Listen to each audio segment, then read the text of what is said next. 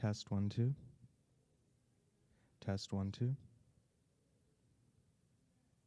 the microphone on in OBS? Testing 1 2. Yeah.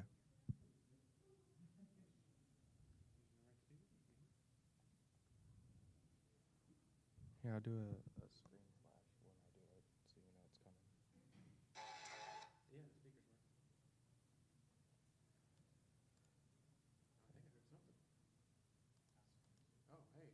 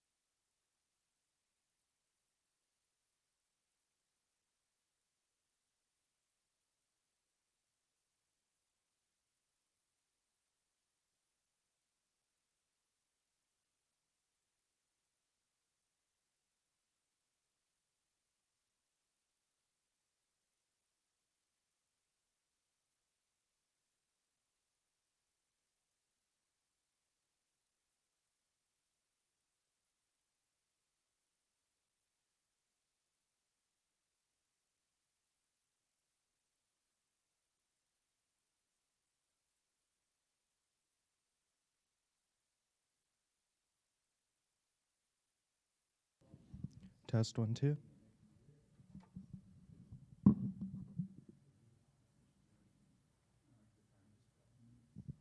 Test 1 2.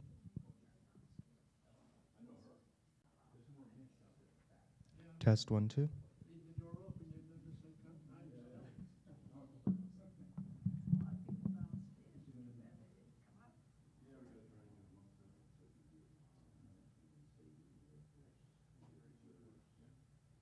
Bill? Well, good morning, everybody. I'm Jerry Hafer with AMAC and the AMAC Foundation. Thank you for being here. We're doing four presentations in addition to the show in the next room over there. We're doing four presentations on specific subjects. The first of which is senior safety, senior crime prevention. And we're fortunate to have Bill Chrisman with us today. He's going to talk to you for 20 minutes or so about some of the things that are available to seniors to help prevent crime and how to protect them. Bill is former police chief of Leesburg, and as I understand it, part-time comedian. So he's going to keep it light. So, Bill? Well, thank you, sir. Thank you very much. Oh, a microphone. I finally made it to the big stage. I've got a microphone. That's pretty cool. Thank you for allowing me to speak with you this morning. For those that may have been expecting Walter Wolf, you kind of went from the B team to the A team, because I'm here now with you, so you actually lucked out, just to let you know. Those that know Walter can appreciate that comment.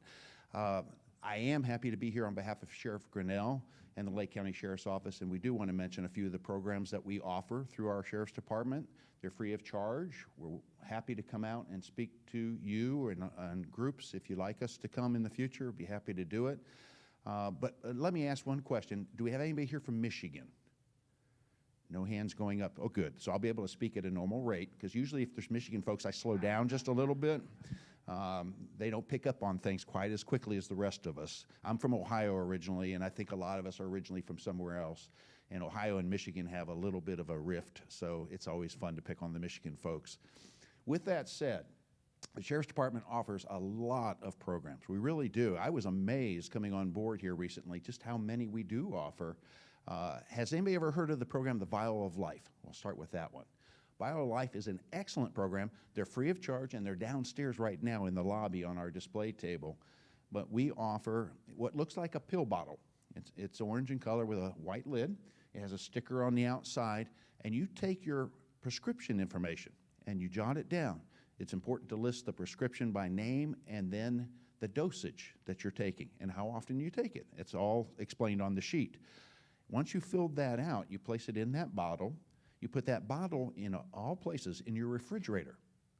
In your refrigerator. And then you take the other sticker that's inside the bottle and you place it at your front door. So if a first responder responds to your home because there's a medical emergency, and let's say you're unable to respond to them, you've had such an illness or injury that's occurred that you're unable to tell them what's going on, when they see that sticker at the front door and they enter your home, they know to look in the refrigerator, they know to look for the prescriptions that you're currently taking, and they make sure they don't give you something that might counteract with your current medications. They're there to save you, and they don't want to give you something that could cause you a problem. So by keeping that up to speed, that is an excellent way of getting your prescription information out there to the medical first responders right off the bat. Saves them from going through your bathroom, your kitchen, other places where we have our pill bottles spread out. I know, because I take 3 a day. And so it's very helpful to have that information handy to those first responders.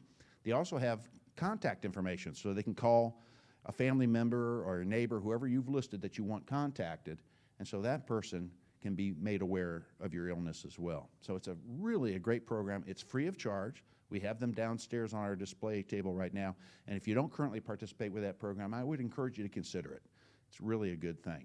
And that's just one of several that we have going. We also have a program called Senior Watch. Now, Senior Watch involves you registering free of charge. You're asking to be put on a list. Currently, we have 185 active seniors because it fluctuates since we have a population that kind of comes and goes. We have over 900 registered, but many of them are out of state right at the moment.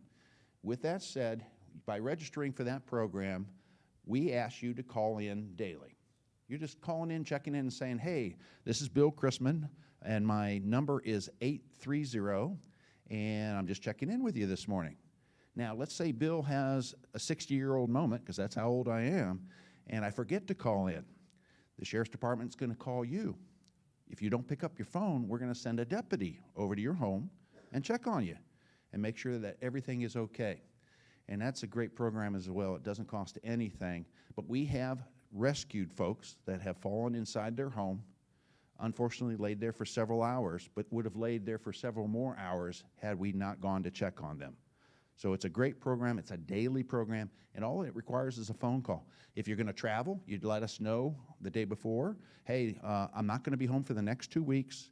Please put me on the inactive list for the next 2 weeks, and then when I'm back in town, I'll call you, and you can activate me again. And that's kind of how that works. It's a simple process, but it's very good. And for some of us, again, my age group and older, you know, we find ourselves, sadly, maybe even living on our own, then it's nice to know somebody's out there checking on us and making sure everything's okay. So that's another program we offer. We offer security checks as far as going out and checking people's homes, but beyond that, we can let you know a security survey of a particular property. We can come out and look at a home and say, this is how you could target harden this home. This is what you could do to make it safer when you're not home. I mean, there's little tricks of the trade. I'll try to appetize you a little bit. If you're like so many of us that you're here for part of the year and then gone part of the year, or you travel a lot, how many people know that if they have a landline to turn the volume off the ringer while they're gone? Anybody want to take a guess why you would do that?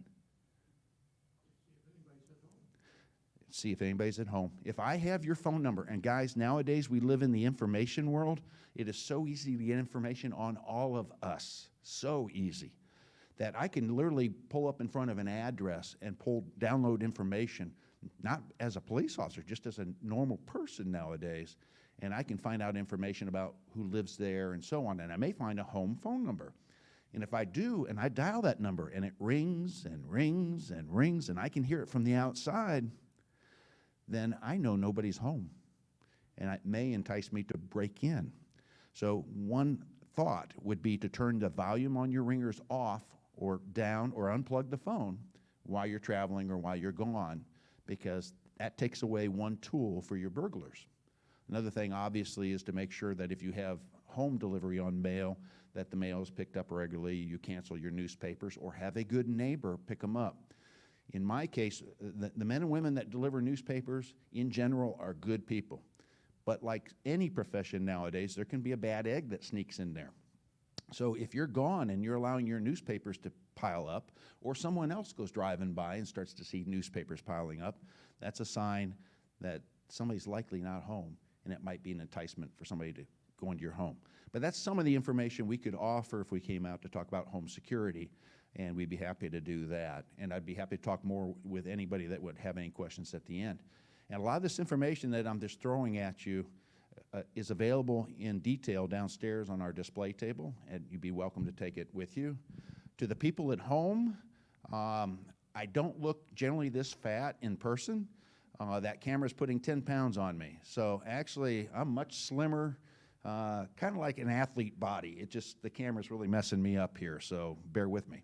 Because I was told they're streaming this. That's also a neat thing. I really have made it to the big time. It's really cool. I do want to ask, do I have any grandparents here or great-grandparents? Several of you. Okay. So one thing I learned when my daughters were born is that grandparents mean well, but they lie.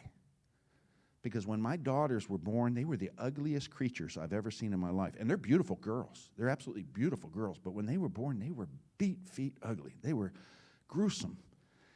And my mom and dad showed up at the hospital, and they peered through the window with me at that little observation window that they used to have a long time ago. And my dad's eyes welled up with tears, and my mom was smiling ear to ear, and she says, "Bill, she's so beautiful." And I'm like, "Mom, that's not mine. This one is mine." And she said, "No, Bill, she's beautiful." So I learned that grandparents lie. They do it for the right reasons, but babies are ugly. I'm sorry, they are ugly. Puppies are cute. Babies are ugly. So I am reserving that right. My daughters are 31 and 28, and they have not invented children yet. But should they ever have children, I'm going to go in there and lie like everybody else and say, oh, sweetheart, that's a beautiful child. Knowing in my heart, that's an ugly little baby. But it's okay to lie. So for grandparents, I've learned that was one of the treats we get to have as being a grandparent. And I look forward to that tool one day. Some of the other opportunities we have through the Sheriff's Department that we will do for you. We have a program called the Lockbox. For those that haven't heard about that program, we will make available for you a box that goes on your front door handle, assuming you have a knobbed door handle or something that is secure where it won't just slide right back off. But it's a box with basically a U-hook. It locks in place. It has a keypad. You decide what the keypad code is, and you place your house key inside of it. So if first responders have to respond to your home and we need to get inside, we need to render aid. You've fallen and you can't get up. You're not answering your phone, you've been gone. We're going to probably break a window or break a door to get in there to check on you. And we don't want to damage it if we don't have to. So the sheriff came up with the great idea of the Lockbox program. And what it does is we place, with your help, your house key in that box. We lock it on your front door, and that's where it stays. We give dispatch your code that you create, 1, 2, 3, 4. And then if there's ever an emergency, it's in the dispatch center. So if EMS or fire or law enforcement respond to your home for any emergency, we can avoid kicking in your front door or breaking a window because that lockbox will tell us, they're participants of the Lockbox program. We can get dispatch to give us the code. We punch it in.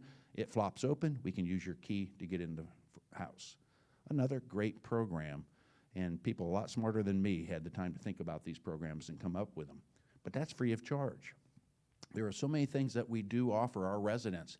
One of them, again, I'm in that age group where as we get older, we're not quite as sharp as we were when we were younger in some cases. We have more knowledge, but the scissors aren't as sharp as they were, just being honest. And so for some of us, we start getting a diminished capacity mentally. And if we start getting to that point where we get dementia or we start wandering, we have a program called Safety Net. That's also on display downstairs.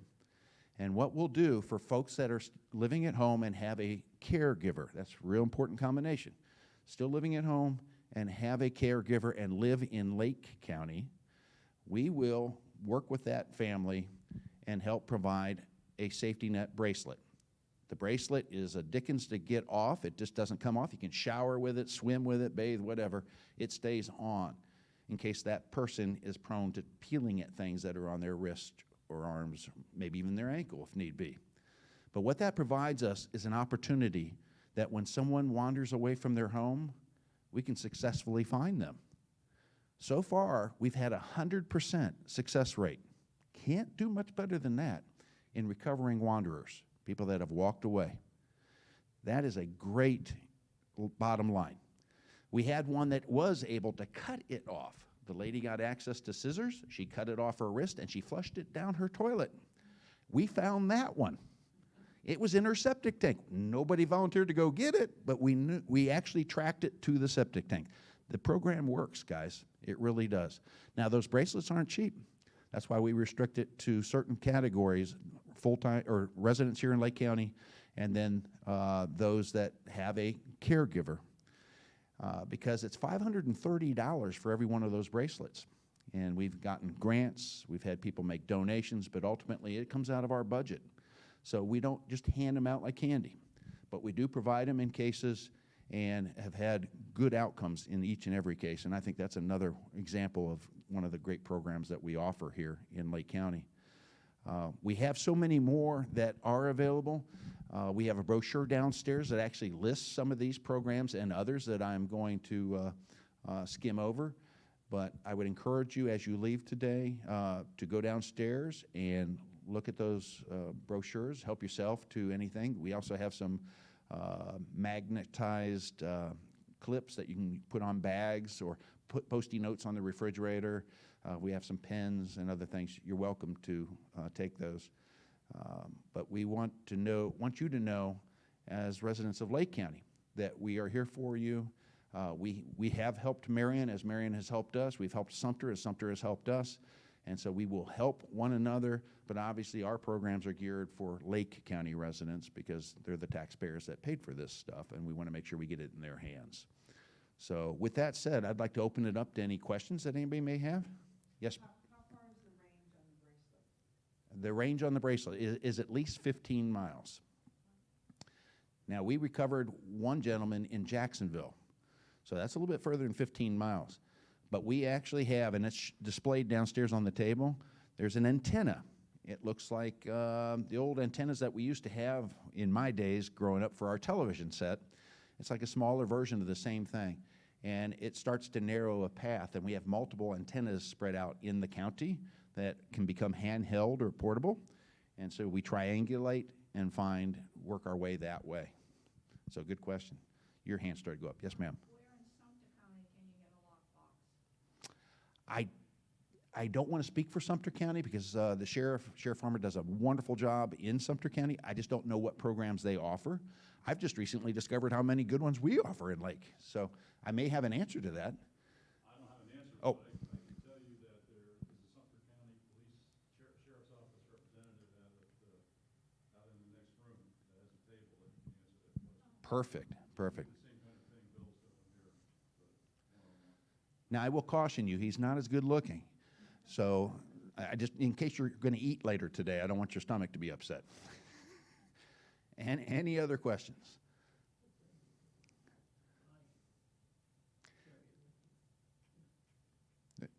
We are proud of what we have been able to work with our community on here in Lake. We have so much more we can do, and we're working towards that now. I will do one little comment. I was on the sidelines with the city police department for years and watching the sheriff's department over the years. And our sheriff, our current sheriff, Sheriff Grinnell, is just an amazing, very, very energetic person. His energy level scares me a little bit because I've definitely slowed down, and he hasn't figured out he has to slow down.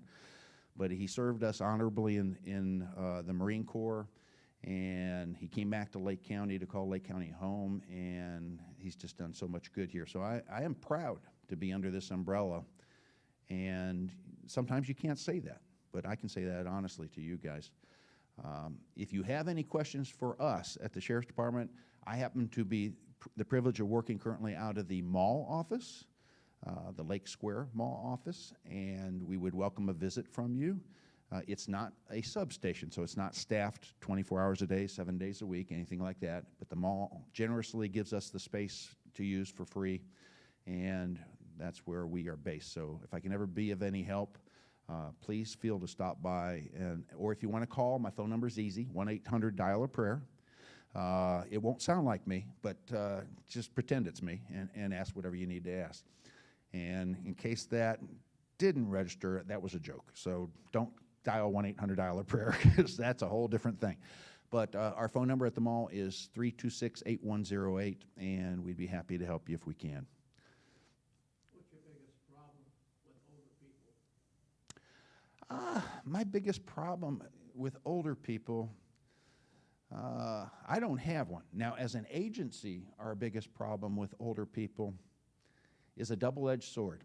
The generation that I have before me, and I'm cheating, I'm including myself in because I was the tail end of it at 60.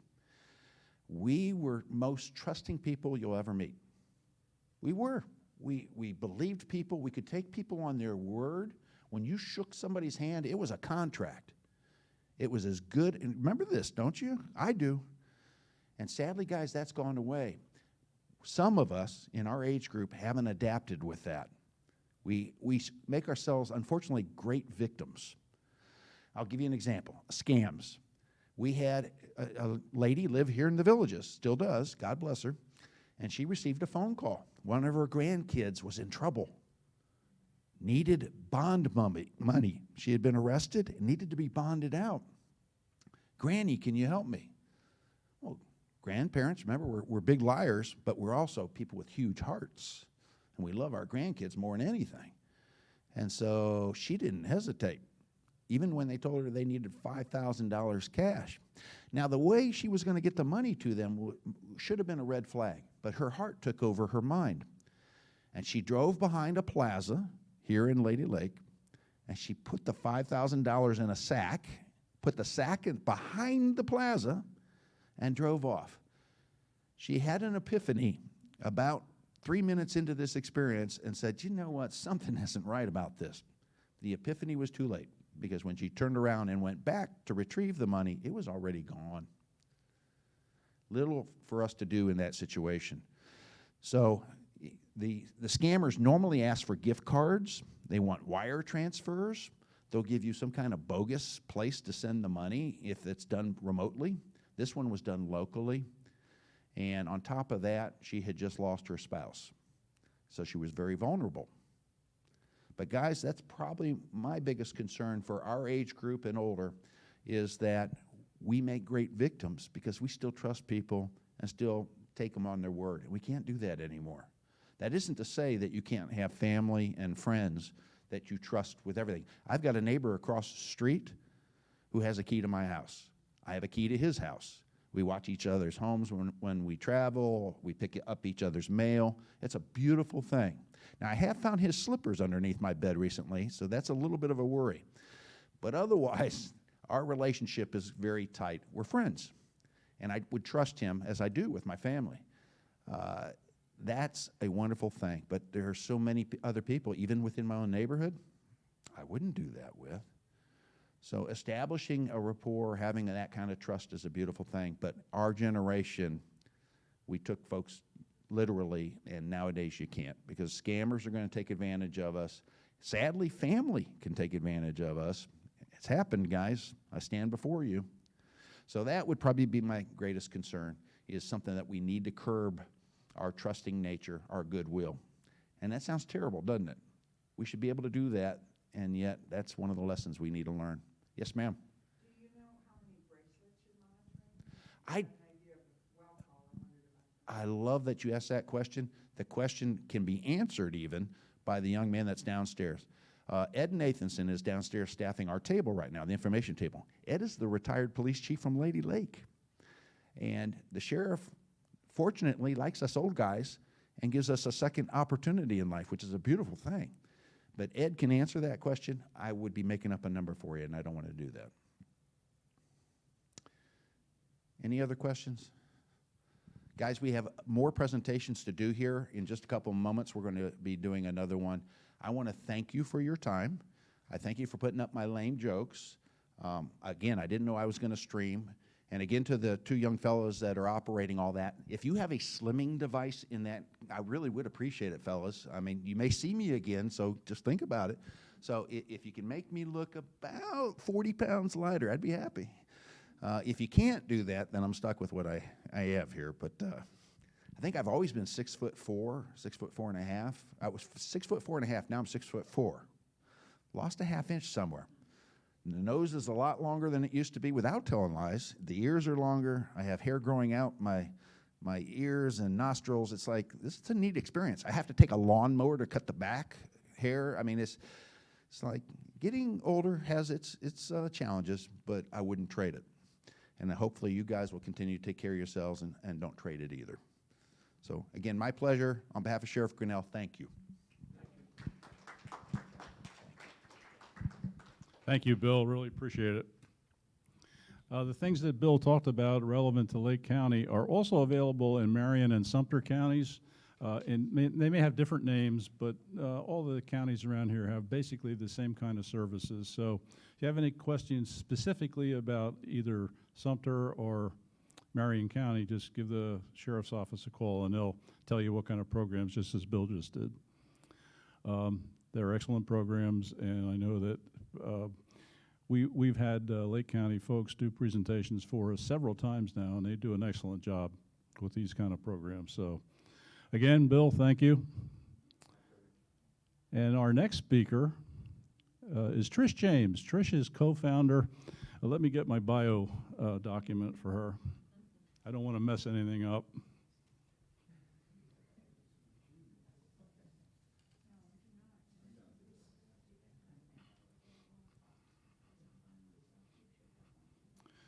Trish and her husband John founded an organization called Seniors Helping Seniors. They're the local face of that organization.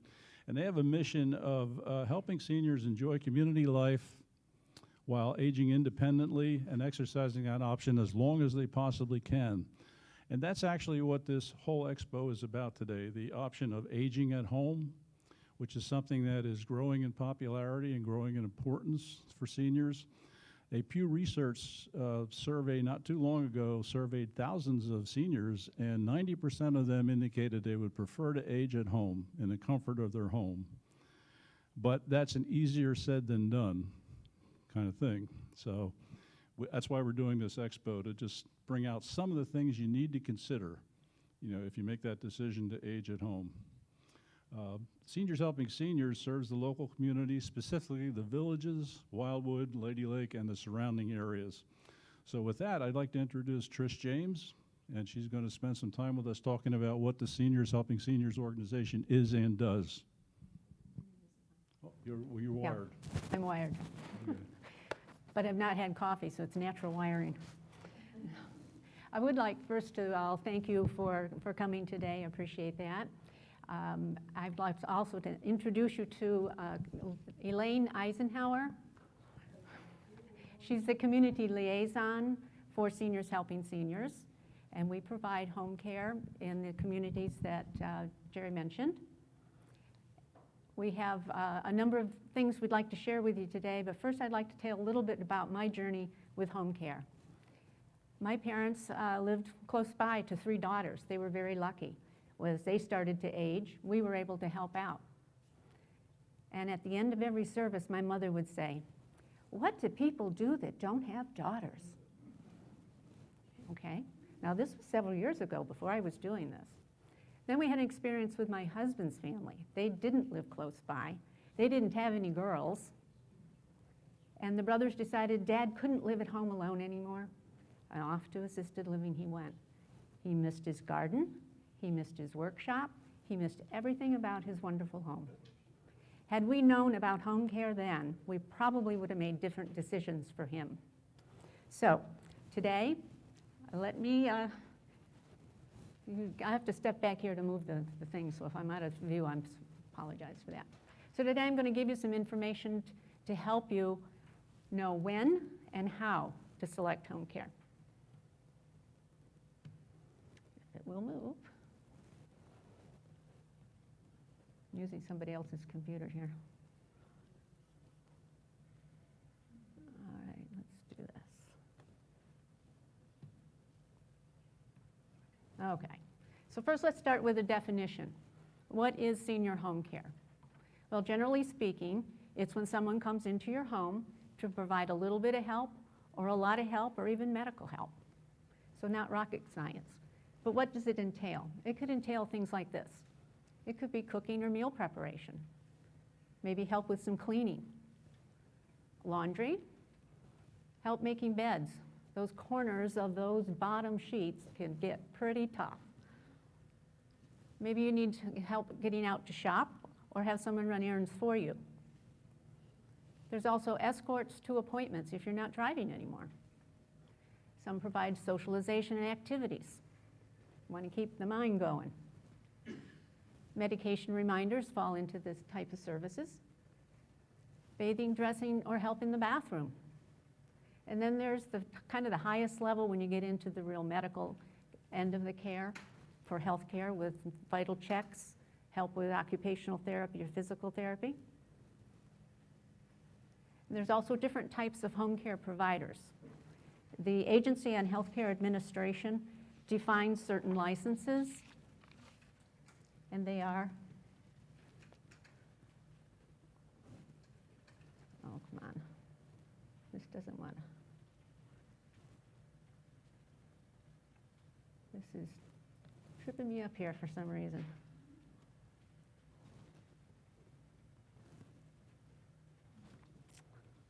I apologize. It's not my computer and it has different buttons. Resume. Okay. Why does it keep stopping on me? Okay, here we go. So there's different types of home care licenses. Yeah, that button is, when I change slides, it stops.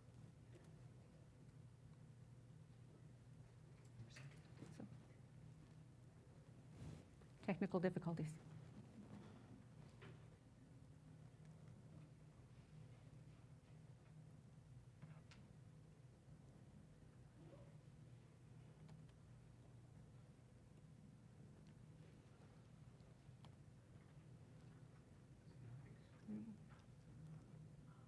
That's all right. I think I just have to go up to resume each slide. Yeah, I think so. So if we do Okay.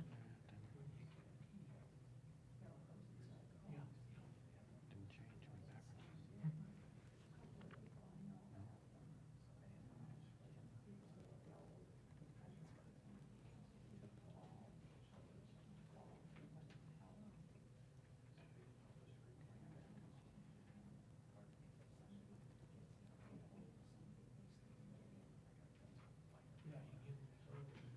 Let me just go back to here and see if I can bust through it. Okay, I'll just click on these slides. Yeah. Okay, we're going to try Operation 2, see if this works. But anyway, there are different types of home care providers licensed by the Agency on Healthcare Administration. One is called home health agencies, and these are companies that hire nurses, occupational therapies, physical therapists. Sometimes they work as an insurance-provided care. Sometimes it's private care. The next one is considered a nurse registry. And you could kind of think of this type of company as a broker for services. They actually arrange for various types of services that you might need. If you need a nurse, they'll find a nurse to help you. If you need help with some personal care, they'll locate a CNA or home health aide for you.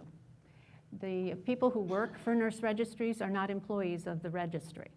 They are independent contractors. The next is hospices. A hospice, they provide a wide range of services for those who have been diagnosed with a terminal illness. And sometimes those services can be done at home.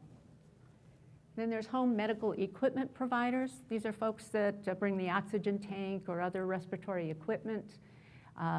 Durable medical equipment falls under this category, and that's where you get your customized walker or wheelchair or a lift chair. Then there's homemaker companion services, and that's what Seniors Helping Seniors is. And we provide the other kinds of support, just kind of like for the daily things. Grocery shopping, errands to appointments, escorts, things of that nature, meal preparation. There's one that is not listed here. It's not licensed by the Agency on Healthcare Administration. They're called independent home care professionals. And these would be nurses, occupational therapists, those folks that have gotten the proper training, the degree, they've sat for the boards and gotten their own license. They can work within the scope of that license. So if I were a nurse and held my license, I could do nursing care privately. So which type is right for you?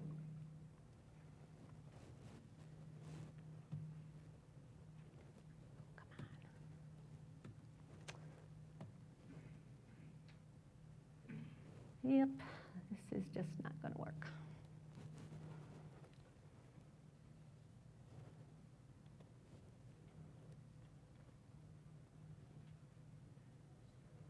Okay. I guess I'll just have to talk to you because this is not going to want to cooperate for some reason. Darn, I spent a lot of time making this up. All right, that's all right. We'll go down with it. So when is it time to consider looking for home care?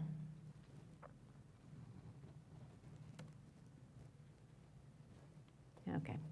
There are concerns or issues that you can look for, such as mobility. Maybe you have a difficulty walking. Maybe you need a wingman. You have little balance issues. There could be transportation issues. Perhaps you're just not driving anymore or don't want to drive out of your comfort zone. You might exhibit some dietary issues. Maybe you're losing your appetite or you're just losing some weight. Poor diet can be an indication that you might need help. Then there's household issues. There could be difficulties doing the laundry, washing the dishes, vacuuming, or maybe you got some of those little dust bunnies lurking about. There are time and place issues. Have you ever had trouble finding your car after you've been in the grocery store? You see those little, what are they, the back scrubbers that people put on their antennas? That's to help them. That's a little trick. But time and place can be an issue for concern. It could also mean that you maybe are having difficulty tracking what day of the week it is and what time of the day it is. That could be problematic, particularly if you're taking medications at a certain time. Then there's behavioral issues such as sleeping too much, sleeping too little, lack of energy, moodiness, those kinds of things. That could be an indicator. Then cognitive issues. If you're uncertain about doing very familiar tasks, or perhaps missing appointments, losing your keys, things of that nature. Then personal care issues. If you find it difficult to dress yourself, and maybe you don't like to take a shower because you're afraid you're going to fall. There's also medical issues. Maybe you have some unexplained bruises or injuries, fatigue, dizziness. Maybe you're not taking your medication properly. All those are indications that you as a person might need to consider some type of home care. Now, if you're a caregiver, do you know the signs for yourself? Do you know that maybe you're going towards burnout? How do you determine that maybe you ought to get some help taking care of the person you're caring for? Such things as lack of energy, you're fatigued, you're tired all the time. Maybe you have sleep problems, too much, too little, tossing and turning all night long. Maybe you have a change in your eating habits. You're always eating on the run, you're not eating the good food. You might even be gaining weight or losing weight depending on that diet. Maybe you have a feeling of hopelessness. You're at a loss at what to do next, unable to cope with everything that you could do before. Or a loss of interest, withdrawing from activities that you've always enjoyed, maybe disengaging from friends or even family. Have you noticed any decreased patience? Are you unbelievably, unusually impatient with the person you're caring for? Or perhaps irritable or even argumentative? Anxiety or depression can also be another indication that you need to get some support. And all of these can manifest into physical problems. You could have, stiff muscles, headaches, stomach aches. Maybe you're getting sick a whole lot more than you ever did in the past. All those are indications that it's time to start looking.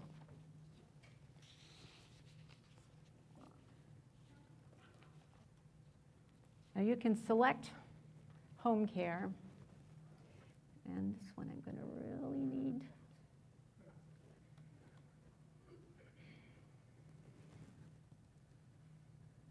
Okay. The Agency on Healthcare Administration has a website, and I do have this information at my table, as well as a telephone number. So you could call them up and ask what agencies are in my area for the type of thing I think I need. How do you determine what you think you need? Well, those indicators were one step.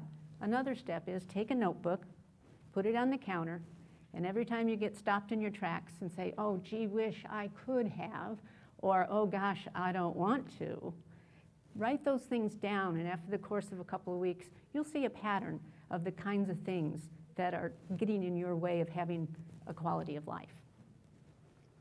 There's also the local area for aging, Elder Options.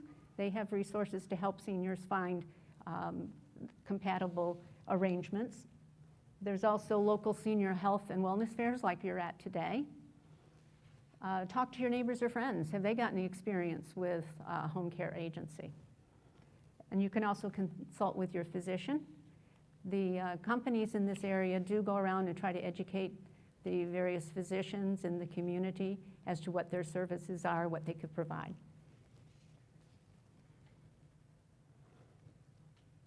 Okay, so now you have selected an agency. What's next? Well, you should conduct a face-to-face interview.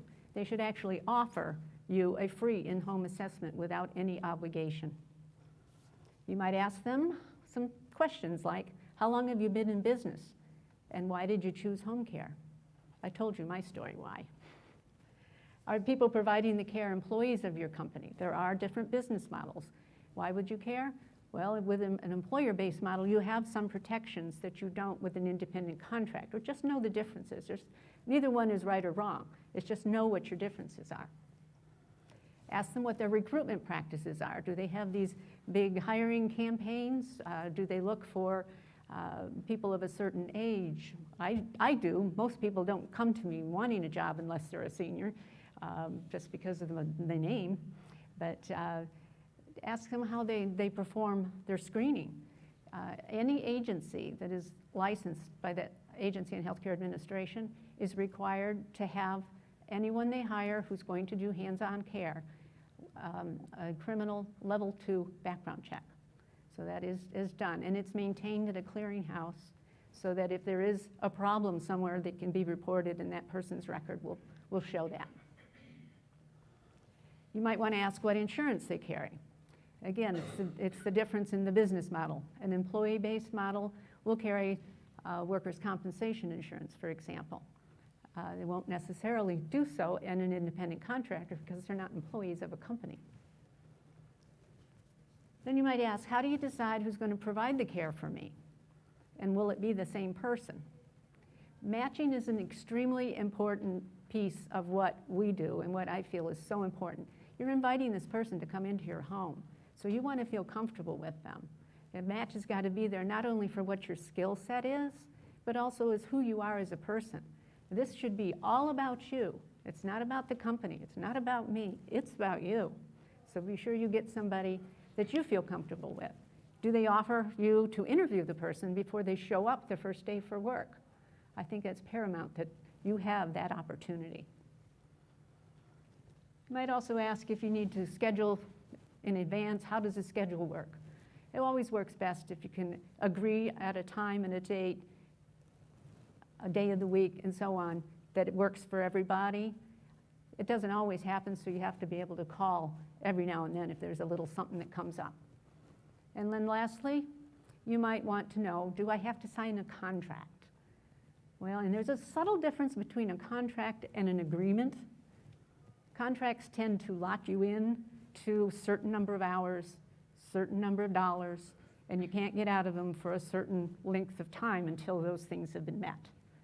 An agreement tends to be a little softer. It just spells out what's going to happen, how much it's going to cost, when it's going to happen, and generally you can get out fairly quickly with an agreement type arrangement.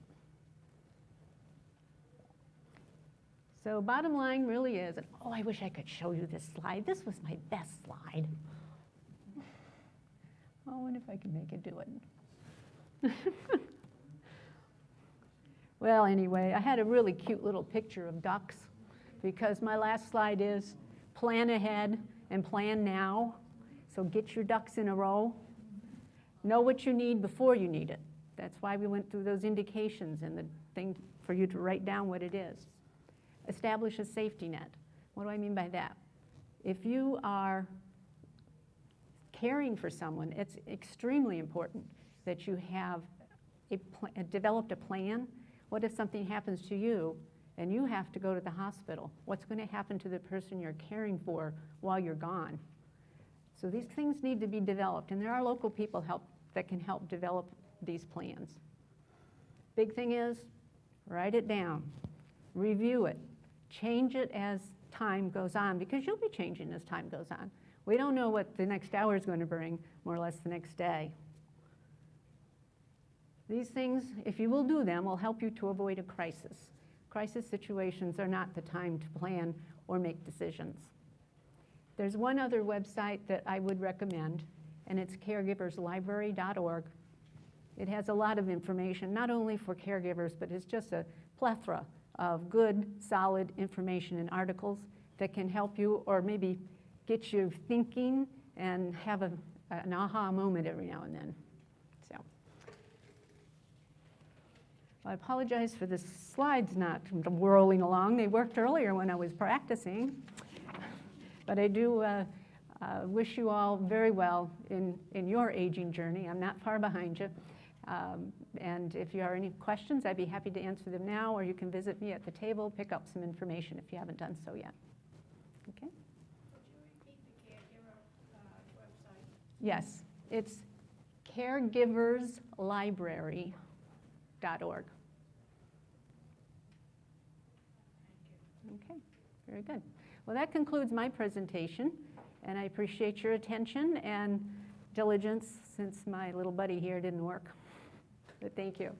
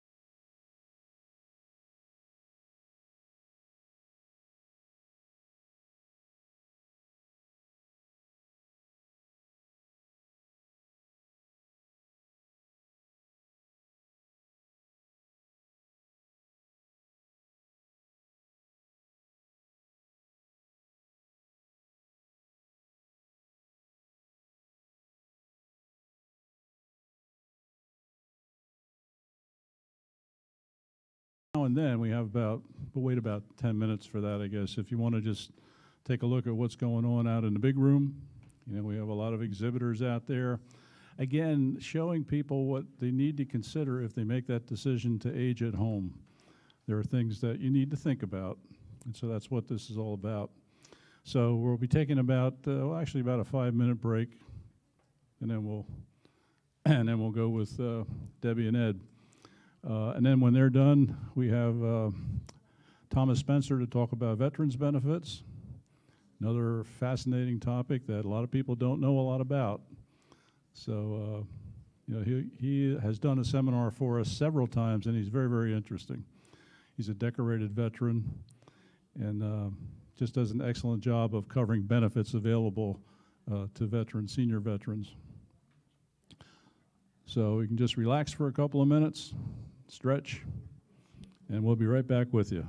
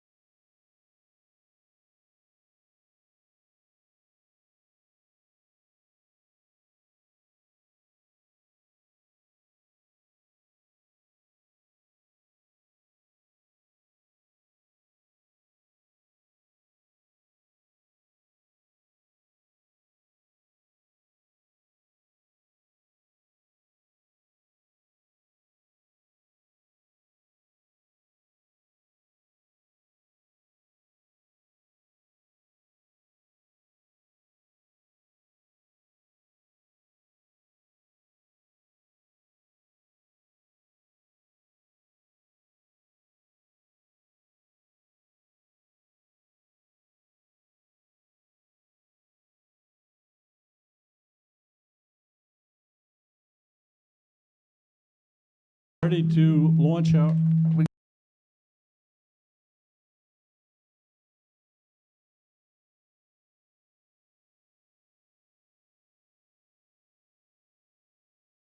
Our 11 o'clock seminar on dementia and memory care and subjects related to that particular topic.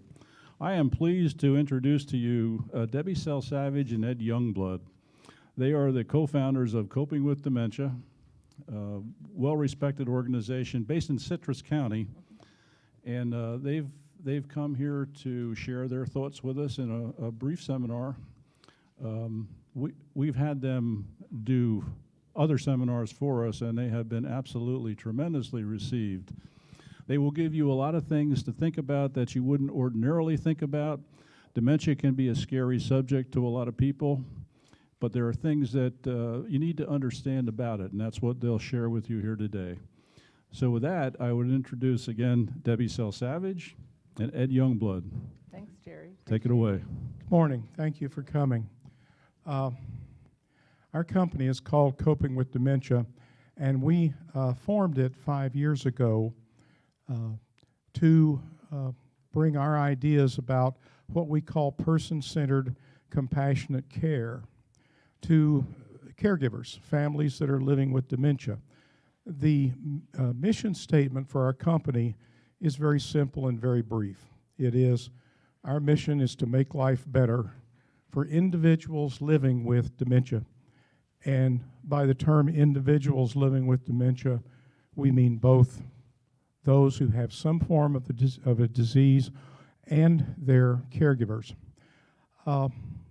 We're going to try to make it as non-scary as possible. We always do. We're not going to talk a whole lot about brain science and medicine. We're going to talk about the actual relationship that caregivers have with their loved ones. And to better understand, Debbie will talk to you about what dementia actually does to a person physically and psychologically. And we'll talk about how the things a person with dementia does that we may not understand actually are forms of communication. And as caregivers, we need to learn that language and respond in an appropriate way. What we're going to do this morning is kind of a abbreviated version of our signature workshop, which is called ABC of Dementia. We've done it before for AMAC. We've done it a couple of times here at this library. And that is a full 2-hour workshop that includes role play on caregiver techniques. Incidentally, if what you see today is interesting to you, we will do our full ABC of Dementia workshop free of charge for any nonprofit organization, including churches. All you have to do is schedule the event and get us a venue, and we will be there. It's very simple. We don't need a lot of PowerPoint or anything else. We just come there and talk to you. Well, we're pretty simple anyways. Yeah, we're pretty simple anyways. If Debbie and there's I, somebody that will listen to us, we'll come. we're right? both, right, we're Yeah. both certified dementia practitioners. And what we follow is called the positive approach to care. It is espoused, it was created by a woman named Teepa Snow, whom we believe is the leading dementia practitioner today. And it's just, as I said, very simply about the relationship between the caregiver and the person living with dementia. Well, how many here are caregivers? Okay. So you have a vested interest in knowing what is happening to your person, correct? How many know that the person is aware? Okay. That's, some are kind of like going, yeah, is she crazy? They're doing things that, no, there can't be any way that they know that they're doing it. They're very much aware, and they're very much in there. So what we try to do is, you know, as Ed said, the way that they behave is their way of communication. It may not be what we're looking for, but it is their way of communicating. And unfortunately, it may not be altogether appropriate. Now, those of you that haven't heard us before, Albert was my husband, and I was married to him he was my second husband. In about 4 years into our marriage, he developed dementia.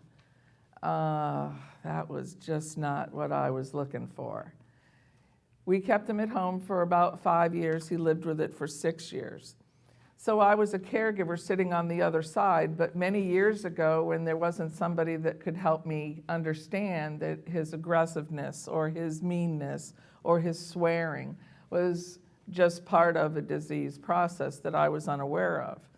That doesn't make it any bit easier, but it's not an easy journey.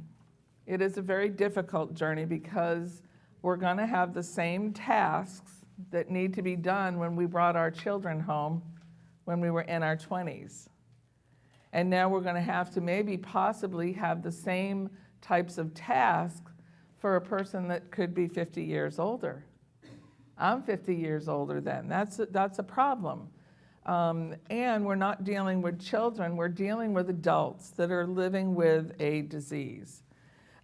You also have on your table green pens that are from, and I'm going to say this wrong, it's BioClinica, but it's now Synixis. And Arlene is here, so she'll say a couple of words about how research is really important. And it is important. So she'll talk about the cards, so keep that in mind. But I want to read something to you, and you can get this out at our table. We're the purple table right around the corner. Do not ask me to remember. Do not try to make me understand. Let me rest and know you're with me. Kiss my cheek and hold my hand. I'm confused beyond concept. I am sad and sick and lost. All I know is that I need you to be with me at all cost. Do not lose your patience with me. Do not scold, curse, or cry. I can't help the way I'm acting. Can't be different though I try. Just remember that I need you. The best of me is gone. Please don't fail to stand beside me. Love me till my life is done. This is an Alzheimer's poem. There's many different versions of it. This one happens to say that it's from an unknown person. The point is that I am struggling. The point is that I am having a hard time. I really don't mean to give you a hard time. So what we're going to talk about, and we're going to open this up for questions, so make your notes and you can ask questions. Some of the things that are happening to your person is things that you can't see. And when you can't see them, you can't put your hand on that there's something wrong. Does that make sense? If I see someone that's walking with a cane or a walker, what do? Hold the door, open the door, move the chair, because we can physically see that there's something wrong. But a person living with this disease is no different. They're both having a hard time. You just can't sometimes see that I'm having just as much of a hard time as this person that you can visually see. What Ed and I's real passion is to educate you on what is happening to me, my person, so that you have the compassion. And we focus this on Alzheimer's and dementia, but in actuality, if you learn about compassionate care, it works with all of us that are aging. We need a little bit more time. And I'm not as sharp as I was.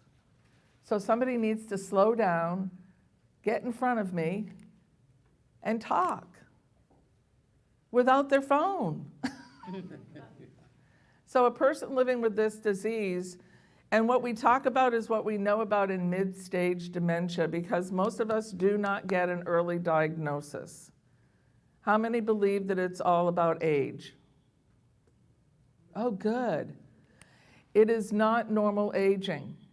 This is very, very different. This is not normal aging at all. It is age-related because guess what? Our doctors are keeping us alive longer. The things that we used to pass from, strokes, heart attacks, Parkinson's, diabetes, guess what? We're living with those to get dementia. Thank you very much. But We're living longer, so it is age-related, but it is not normal aging. It is not an age-related disease that I'm going to get because I get to 85. It is because I will have a possibility of getting it. Another number that you must need to know is the number that Alzheimer's Association uses is over 65. 1 out of 10 over 65 will develop this disease. So we focus on the 10%, don't we? 90% may not get it. The 10% is growing because guess who's coming up right now? The baby boomers. So the 10% is growing, but we still have 90% that aren't going to get the disease. Now, as we age, of course, the percentages go up. But what we experience with this disease is I will have a narrowing of my vision. And the narrowing of my vision comes with my peripheral vision, my safety awareness. That's why we really try to educate people about this particular side effect to slow down the driving, because they can't see to take lefts or rights. Their safety awareness is gone, also their depth perception. So in this particular process, you may see me falling more, because the difference between carpet and tile, steps, flat surfaces, you may see me falling more, because I've lost the ability to have those safety awareness signs like we have to protect ourselves. I also have a problem with comprehension. So many of us believe that when a person gets this disease, and Jerry said it earlier, life is over. No, it's not. It's not your death sentence like tomorrow, but it is a journey that I'm going to see things change. But I don't become deaf, dumb, and stupid when I've got this diagnosis. That's not possible. If you were deaf, dumb, and stupid before you had dementia, then you probably will be deaf, dumb, and stupid when you have dementia. But a person living with this disease has to see you. It's not the process of not being able to hear, it is the process of comprehending. So I can't change selective hearing too. So if you've had, I see a couple of heads nodding like, yeah, okay. I can't change that either. But what I do need is someone to talk clear to me, someone to give me more cues, head nods, eye contact, slow down, and comprehension will be fine. But what is happening is I don't know if when you came here, what's it like when you're on the road and you hear an emergency vehicle? What do? What are you doing before you pull over? You're looking for it, right? You're looking for where it's at. This is what a person is dealing with all the time. So if I can't see you, I don't know where this noise is coming from. And as we do with children, we usually put our person in front of a TV. So that adds to the confusion. So I don't know where the surrounding noise is coming from. So what do I do when I don't know? I sit. And I have usually given you a command to do. Go get your jacket. And when you don't do that, as a caregiver, I'm stressed and I come around the corner and start yelling at you for not getting the jacket. I didn't hear what you wanted me to do. I didn't know where it was coming from because you weren't in front of me. And I drop 1 out of 4 words. Or one out of 4 words. So, go get your jacket. Oops, guess what went away? Jacket. And that's usually what I want you to go do. It's not that I want to be difficult, because heaven forbid I want to be yelled at. It's comprehension about me actually seeing what you want me to do and probably cueing. I'll give you an example. A husband and wife was at a workshop we were at, and usually we sit side by side. In fact, most often we probably have our chairs or our recliners side by side with a table in between watching TV. Well, guess who never hears you when we start to progress into dementia? If I'm talking the same way, I don't ever see you. So this caregiver was saying to her husband, wipe your nose. Standing beside him, he didn't hear her. And she was getting more and more frustrated because she didn't want me to see, or anybody else to see, that his nose was dripping. So I went up to him and I said, well, hey, how are you? My name is Debbie, and yours is? Don. Ooh. He went right to his back pocket and got his handkerchief. I cued him, and he was happy. And then he told me, it's right there. It wasn't that I wanted to embarrass her. It was what I was showing her is how to be successful was to cue him. He knew what to do, and he did it. It's a comprehension. So if I want you to put your jacket on, it might be, jacket on. Are you hungry? Can you hear me? That's pretty easy to do. Another thing that changes in this disease is I lose the ability to have skill. And so what happens is you don't even realize, we become very, we take things for granted, that we can button our shirts and zip our pants and tie our shoes. We just do it like we don't even think about it. Write our name. I was totally amazed when Albert couldn't write his name anymore. I was like, you learned that when you were how old, and you forget it? But they lose the ability to have the skill to eat, to brush my teeth, to comb my hair, to zip my pants, tie my shoes. So what you might see is that my person no longer puts his button-down shirt, he puts a pullover shirt on. Or he leaves his slippers on, or gets slip-in shoes, or wears pants that don't have ties. Now that would be similar to wearing your pajamas. It's acceptable at Walmart. I don't know if you realize that. But it's not really acceptable for my person to leave the house looking like them. But I have the loss of the ability to do that. So you will see different things happen. You might see my hygiene change because I can't brush or comb my hair. So you might see that changing. You might see eating become a little bit more difficult because I can't hold the forks and the silverwares, let alone even really understand sometimes what all this stuff is used for. Does that make sense? So what we're talking about is the things that are happening to me are what you're going to see behaviors. You're going to see things changing. And what does that mean? That's their way of communicating with you. I can't do it, or I need support. We don't want to subtract things from people. We want to substitute. So when I said about the vision, the first thing people say to us, Ed and I, is we got to take the car away, take the keys away. There's a whole lot of other stuff that should be taken away too, but we don't think about for their safety. Chemicals, guns, all kinds of things. But the vehicle is one of those.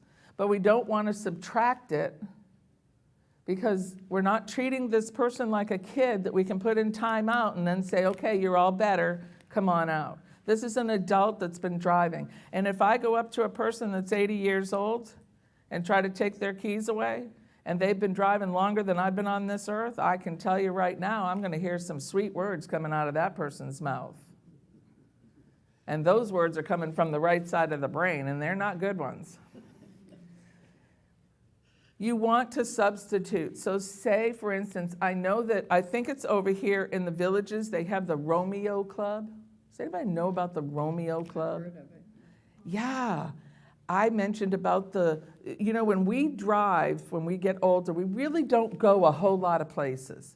But those places we do go are very important, especially if you're going to take my damn keys away from me.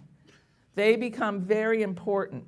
So say, for instance, I get my hair cut, I go to the barber, I go pick up a gallon of milk, and then I go to McDonald's to sit in the back, drink coffee, and solve all the world's problems, that's a pretty important thing. Those are called Romeos. They're retired, Retired old men eating out. eating out. And they have the Juliets, don't they? I'm not a member of that. Okay. But they have the Juliets. So what we want to do in a case of subtracting those keys, because that's first and foremost, what we don't want you to do is react. We want you to figure out how to respond. I might want to say to one of those other Romeos, could you call and ask Ed to come with you? Like you want his company?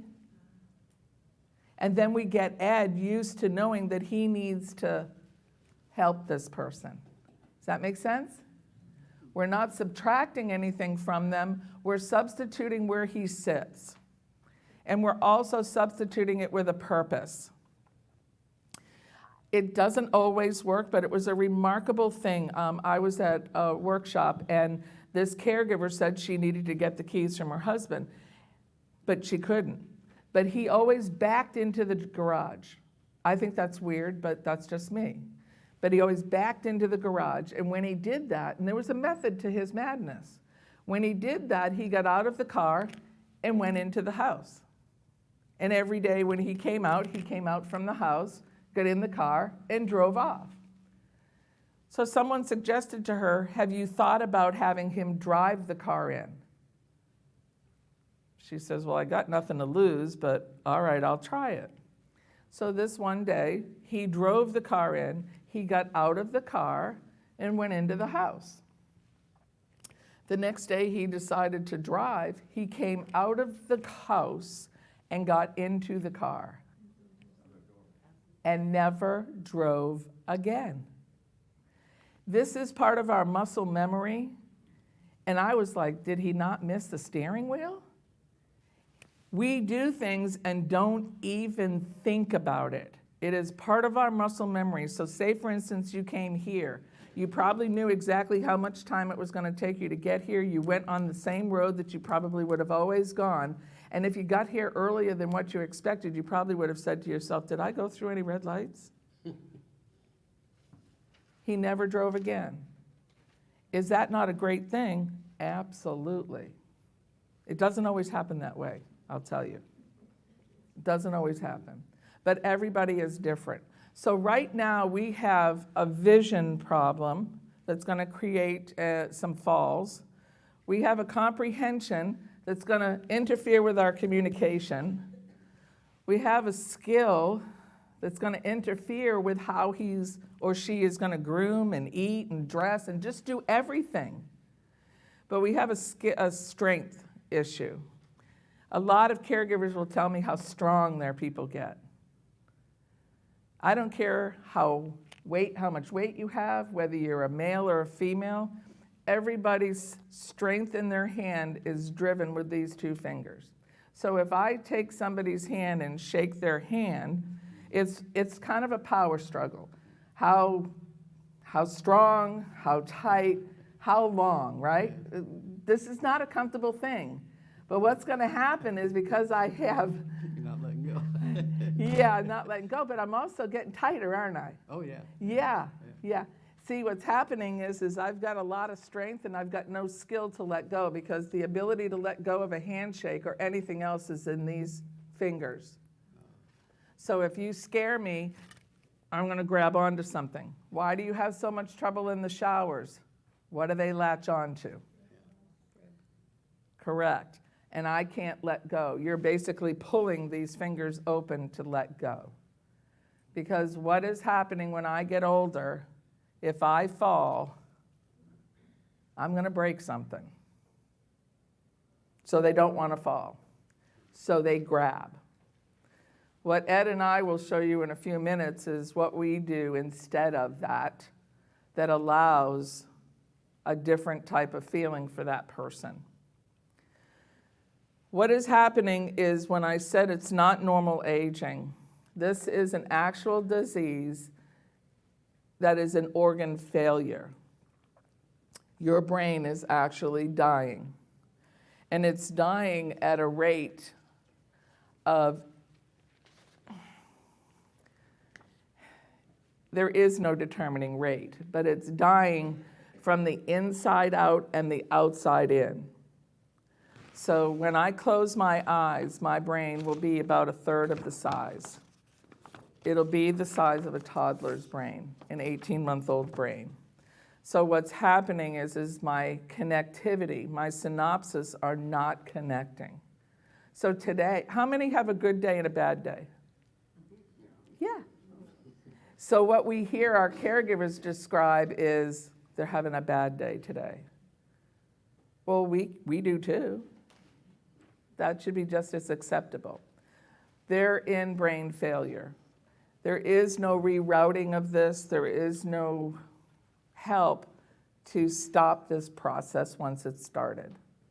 The other thing is I am always in some type of pain, and it's in my feet. We have a lot of diseases that create neuropathy, but this disease has neuropathy also. So I basically only feel the balls of my feet. So when that happens, look what changes. I'm going to become a fall risk again because I don't lift up my heels. So I'll be tripping on throw rugs. I'll be tripping on transition strips. When I said to you that the gentleman that if I were to take his keys away, I might find some choice words coming out of his mouth, that is part of the disease.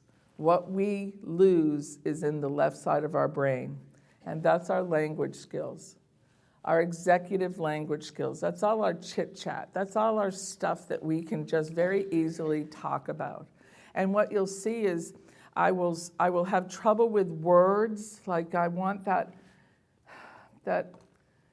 it's like that, but it's different. And you'll be sitting there going, well, is it the 7-Up? No, it's the other thing. And it could be something that we're not even discussing. And if I don't get that word out, what will generate is a swear word. You're nothing but a bitch, you never listen to me. You don't hear me. And it can be just as clear as a bell. That's because what's over in our right side of our brain is retained.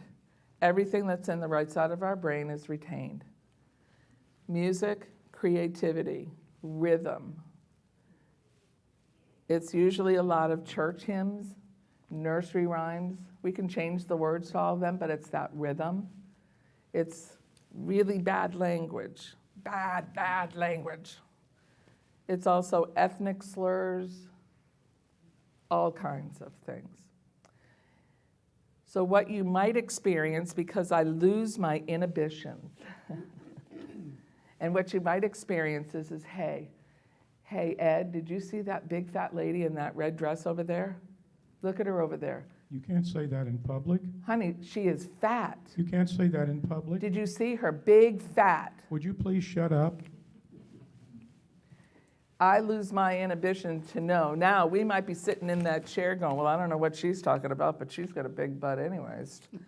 We will close our mouth and know that it's inappropriate for us to say that out loud. I don't know that. And my person is trying to stop me to do that, and what do I want to say to him? You can't tell me to shush. I can say whatever I want to. She is big, fat, and shouldn't be here in that dress. Right? Swear words, all kinds of bad stuff. There is a lot going on with me because I'm losing my ability to smell, so I will lose my ability to eat. If I myself can't smell the food before I see it and eat it, what's the fun of eating? I will also lose the ability to smell myself, not just food, but myself. I don't necessarily want to wear a dirty shirt or the pants and clothes that I've worn for a week, but I don't know that they're dirty because, see, I have a mask on. I can't see here, but I can't smell. So their whole taste buds change. Is this making some sense for some folks? What I also want you to know is that while I'm losing all of my abilities, There's one thing that I won't ever lose to the day I close my eyes, is how you make me feel. How you make me feel. And what we do as women is ask a bunch of questions. I do it all the time. How you feeling today, Ed? Same as yesterday. Could you tell me a little more about that? No. Yeah, see? No words, I need words. When I have this disease, hey, Ed, it's Debbie, how are you? That's little words. So you want to do a couple of things before we have what, 25? We'll get Arlene up here too. We're going to do a couple of little quick demonstrations based on our positive approach to care, how I know that I can be absolutely successful in dealing with someone with this disease is my approach, my touch, my voice and volume, but also how I make that person feel. Because when I'm losing all of my senses and abilities, I have to have something that I can count on, right? So if you were to come into this room and you were sitting in the very back and nobody even talked to you, would you come back again? Probably not. But if I walked in and the speaker talked to me, or somebody said hi to me and made me feel like this is not a bad place to be, you'd probably come back again. We all do it. But what we're losing is the ability to communicate with someone that we've always communicated with the same way. And I can be sitting here saying, hey, Ed, I need you to come. Do you want to tell them how nice you like to do that? Yeah, I don't get to do that at home.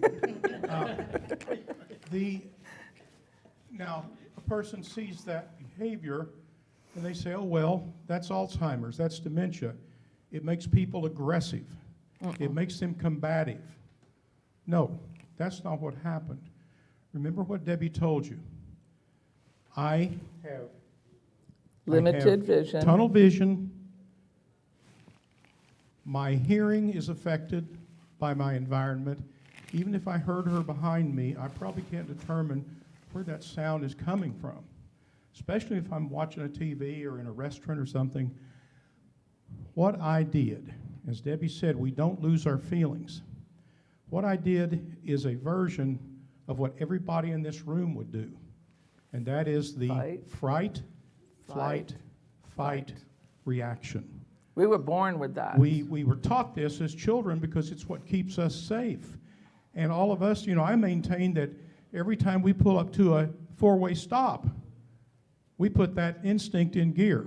What's that fool going to do? I better be careful. As a person with dementia. Well, they have rotaries here, honey, Yeah, roundabouts. well, so, that's right. yeah. No accidents in the villages. What is different for me is I have lost my inhibitions. All of you in this room, when you activate that fright, flight, fight reaction, you think it through a moment. You assess your situation before you decide how to react. I react instantly, and it's not because I'm unpredictable and combative. It's because I have lost a lot of the safety senses that you have. Hearing, vision, so on. So we all have our own safety awareness, and it's usually our own personal space. That's why the people in the back sit by themselves, because they hope that nobody will sit next to them. That's why we all start. It doesn't matter wherever we go, they all start working in the back. Of course, the ones up front are the guinea pigs for us. We're being nice to you guys today. But we all have our safety awareness, and that's our own personal space. This is something else every one of us do every single day without even thinking about it. About 36 inches is our personal space. It's our circle of safety. We're okay when nobody's stepping into that. If I were to come up and ask you for directions and didn't know you, I would observe that distance. If I know you and you're my friend, I would step in closer without even realizing I'd done it. Why? Because I have earned permission to enter your space. And when we come in closer than that personal space, we call it intimate space. So what happens is there's people here that recognized me today, and so they know that we hug, so I would offer my arms out, and we automatically did that. Because they know that the story that I have that helped with Albert was hug therapy. So I hug. But if I didn't know you, I'd offer you my hand. So how am I going to offer someone a hand? Because when I was shaking his hand, he was kind of giggling and saying, God, I hope she gets rid of that pretty soon because it's hurting. Well, you know, it's many different ways. If we're going to step into his intimate space, I better be sure that this is what I want to do. If I don't get any kind, well, he was aggressive here, but now he's sexually aggressive because I have breasts. What I was doing Is again, reacting to my personal space being invaded. Here is my vision. I just put I him don't right see in your front of face. him. I don't see your feet. I respond to protect myself. That's a natural reaction. That is not something that, that does not mean I'm combative. This was what we do to protect ourselves. I have a slower way of processing, but what I do see is right in only his field of vision. And That is what I'm going to push away. I would bet that all of you, for everyone in this room, if you were in a caregiver situation, you wouldn't want, even if you don't have dementia, you don't want somebody to step right up to you and start grabbing your clothing. Here, we got to get in the shower. Here, we got to change you're wet. Let's fix that.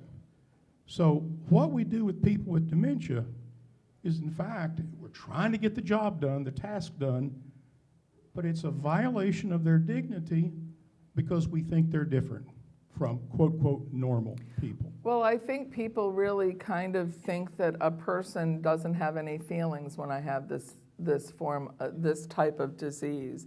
They believe that because I can't talk, can't communicate, I have to do it for them.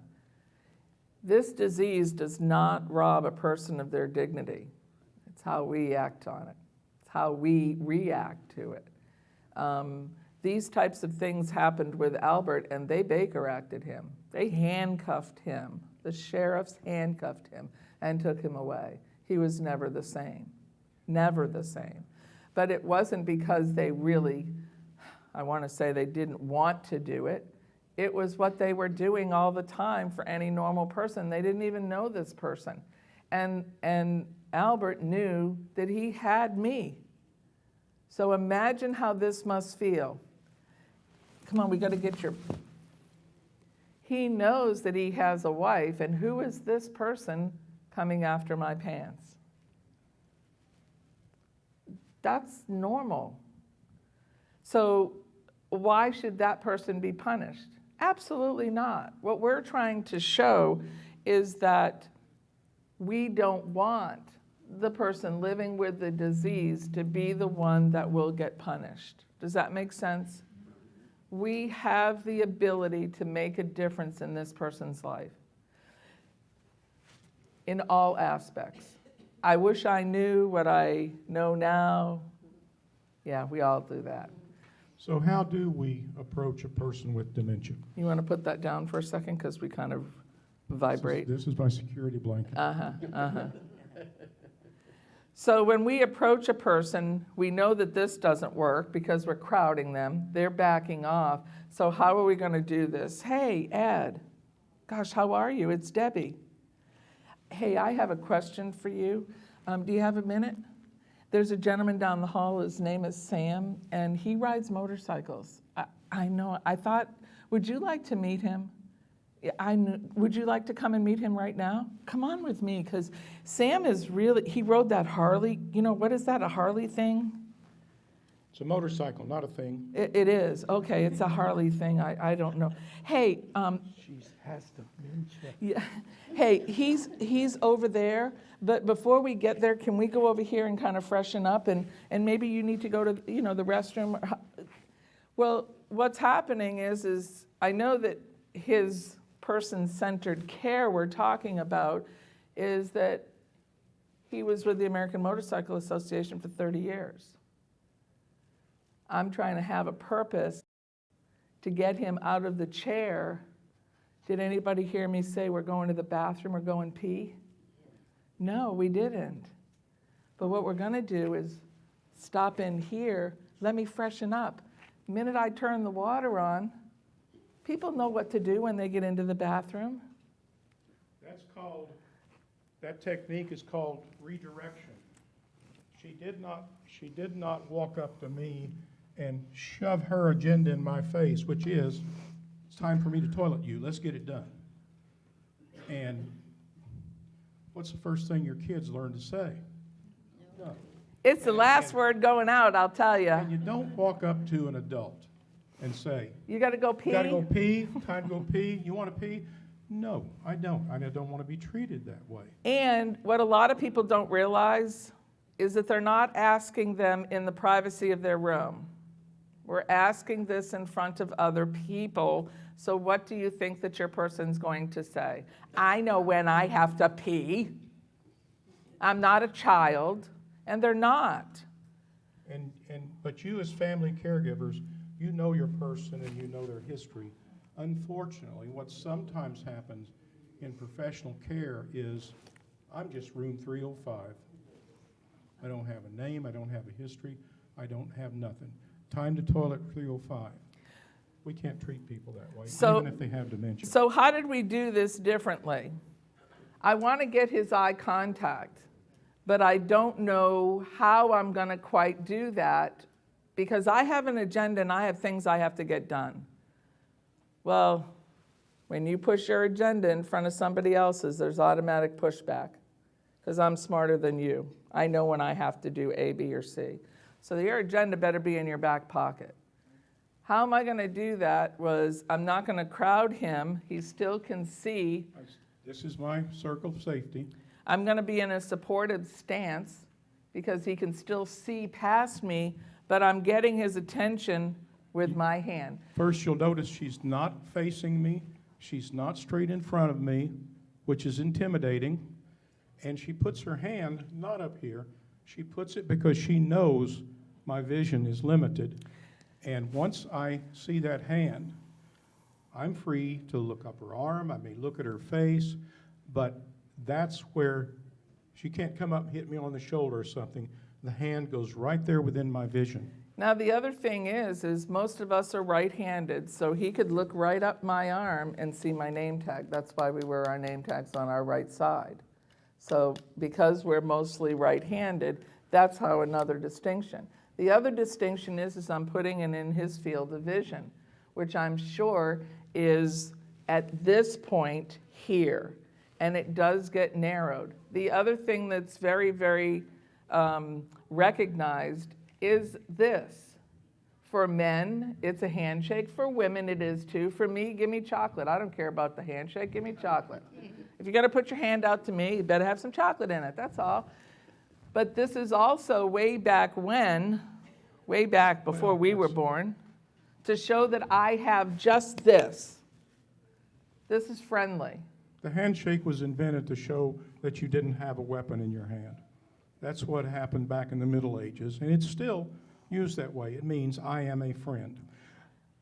Now, if I respond with a smile, with eye contact, or your hand, or a physical response, then I'm she going to knows continue. she has permission to move into my intimate space.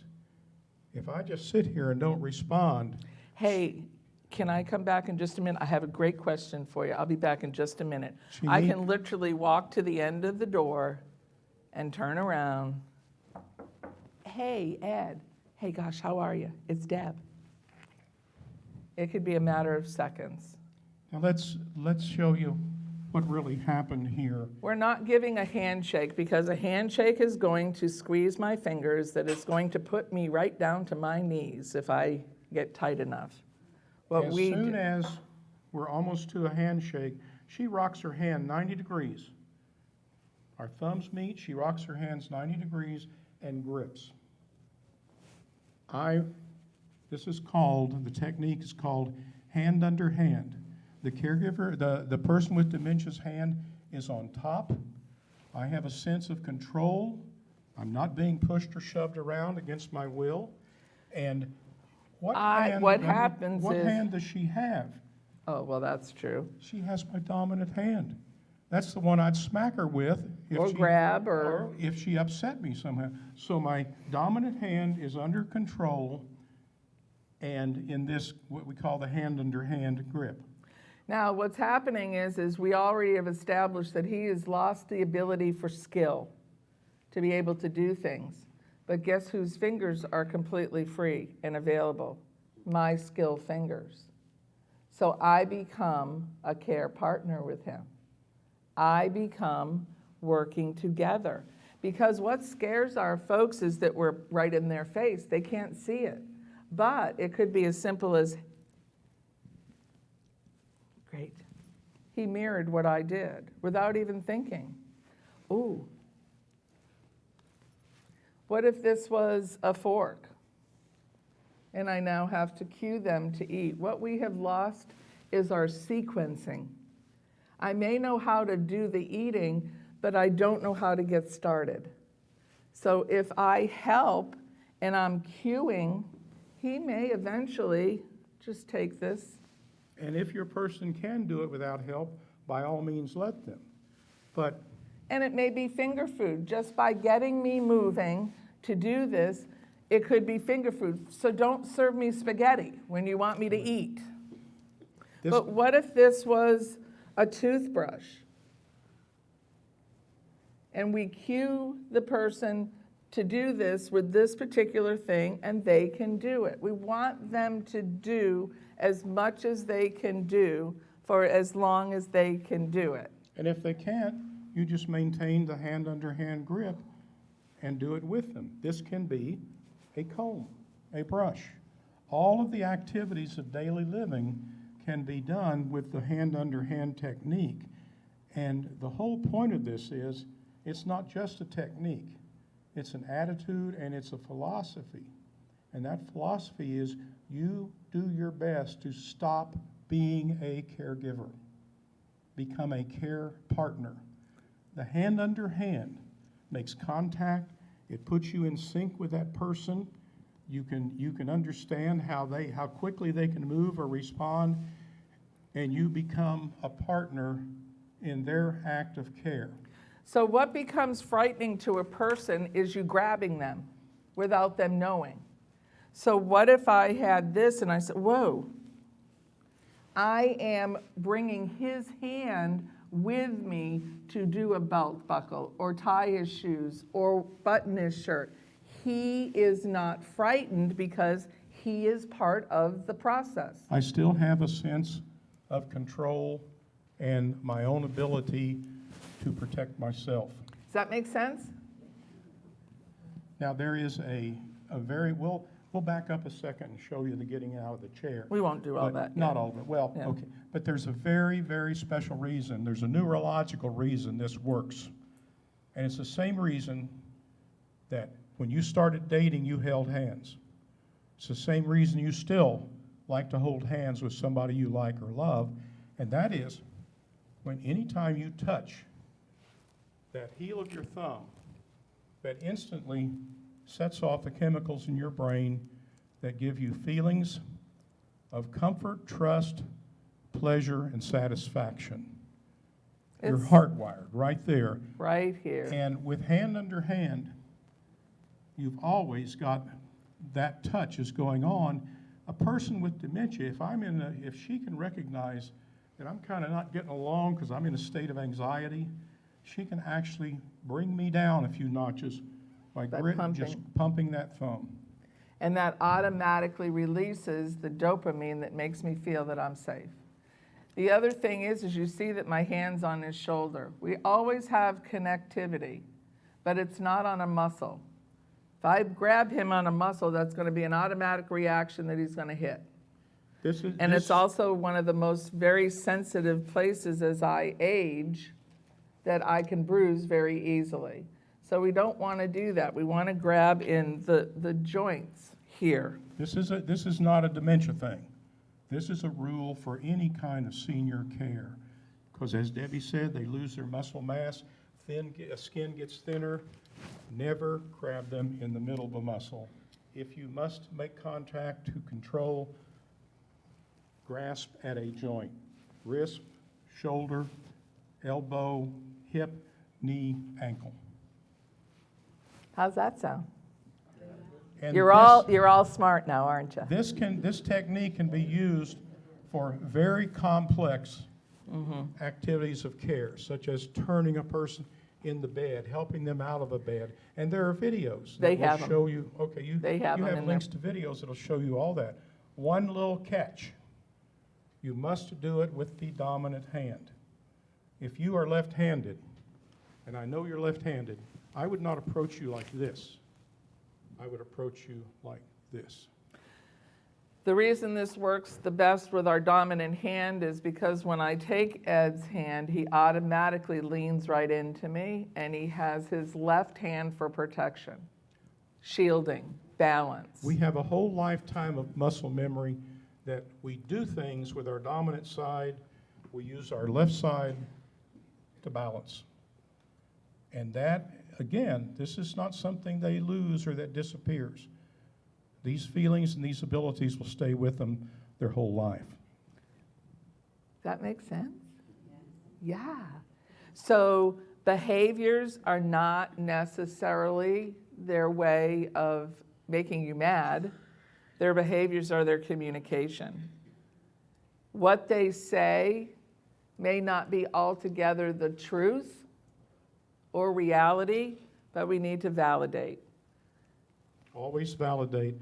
If I were to say to Ed, gosh, it's really raining out there. Gosh, I didn't bring my umbrella. It's raining. It could be sunny, sunny, sunny.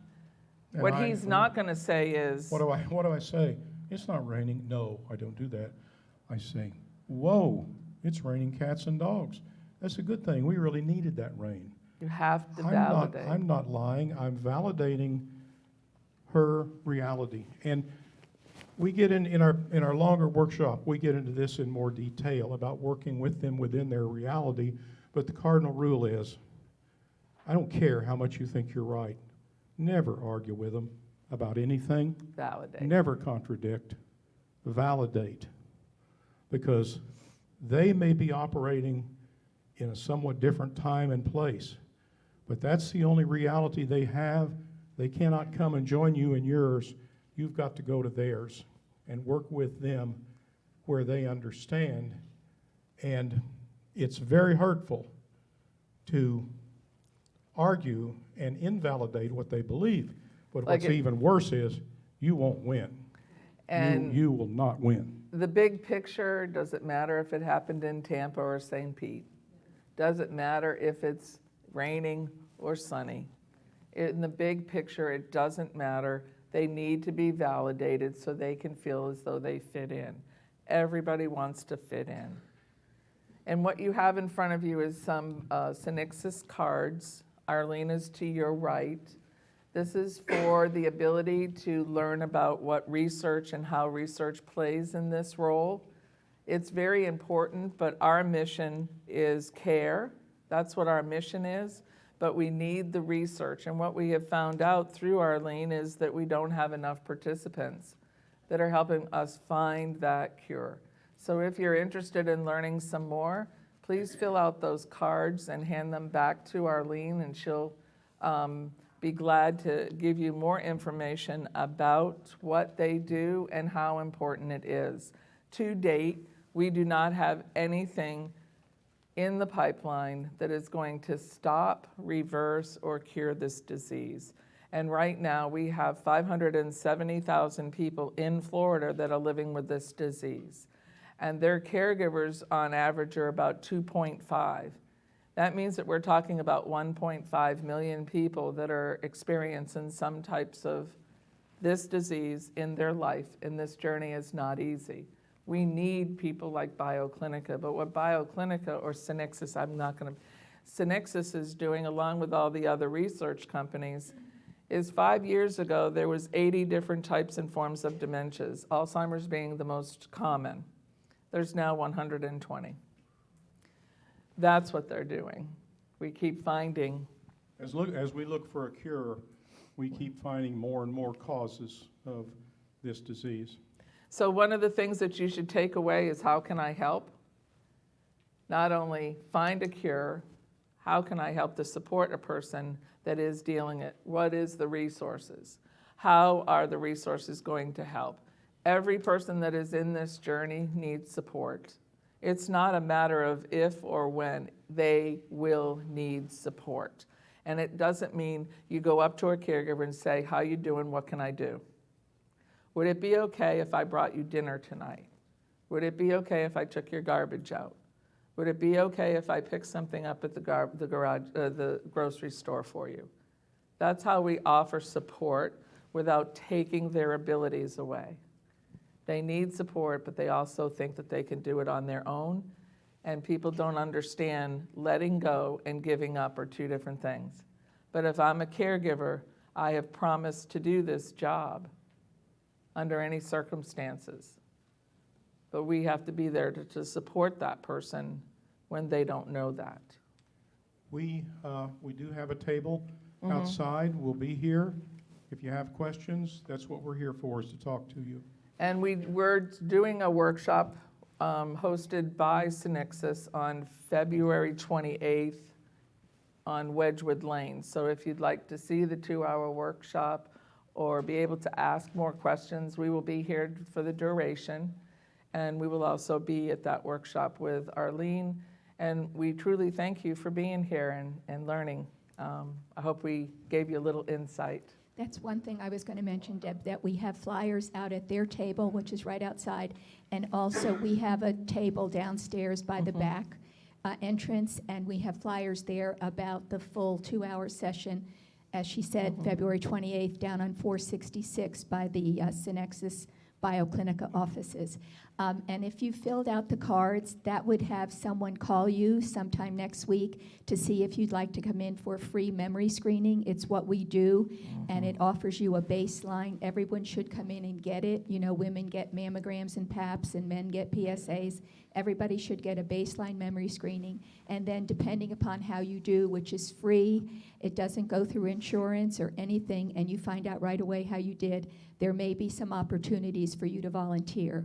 Okay, but thank you so much, and I'll be here to collect the cards, and then down at the table if you have any questions. Thank you. Now, when you decide that you want to go for the free memory screening, which is absolutely imperative, don't tell your person we're going because you have a problem.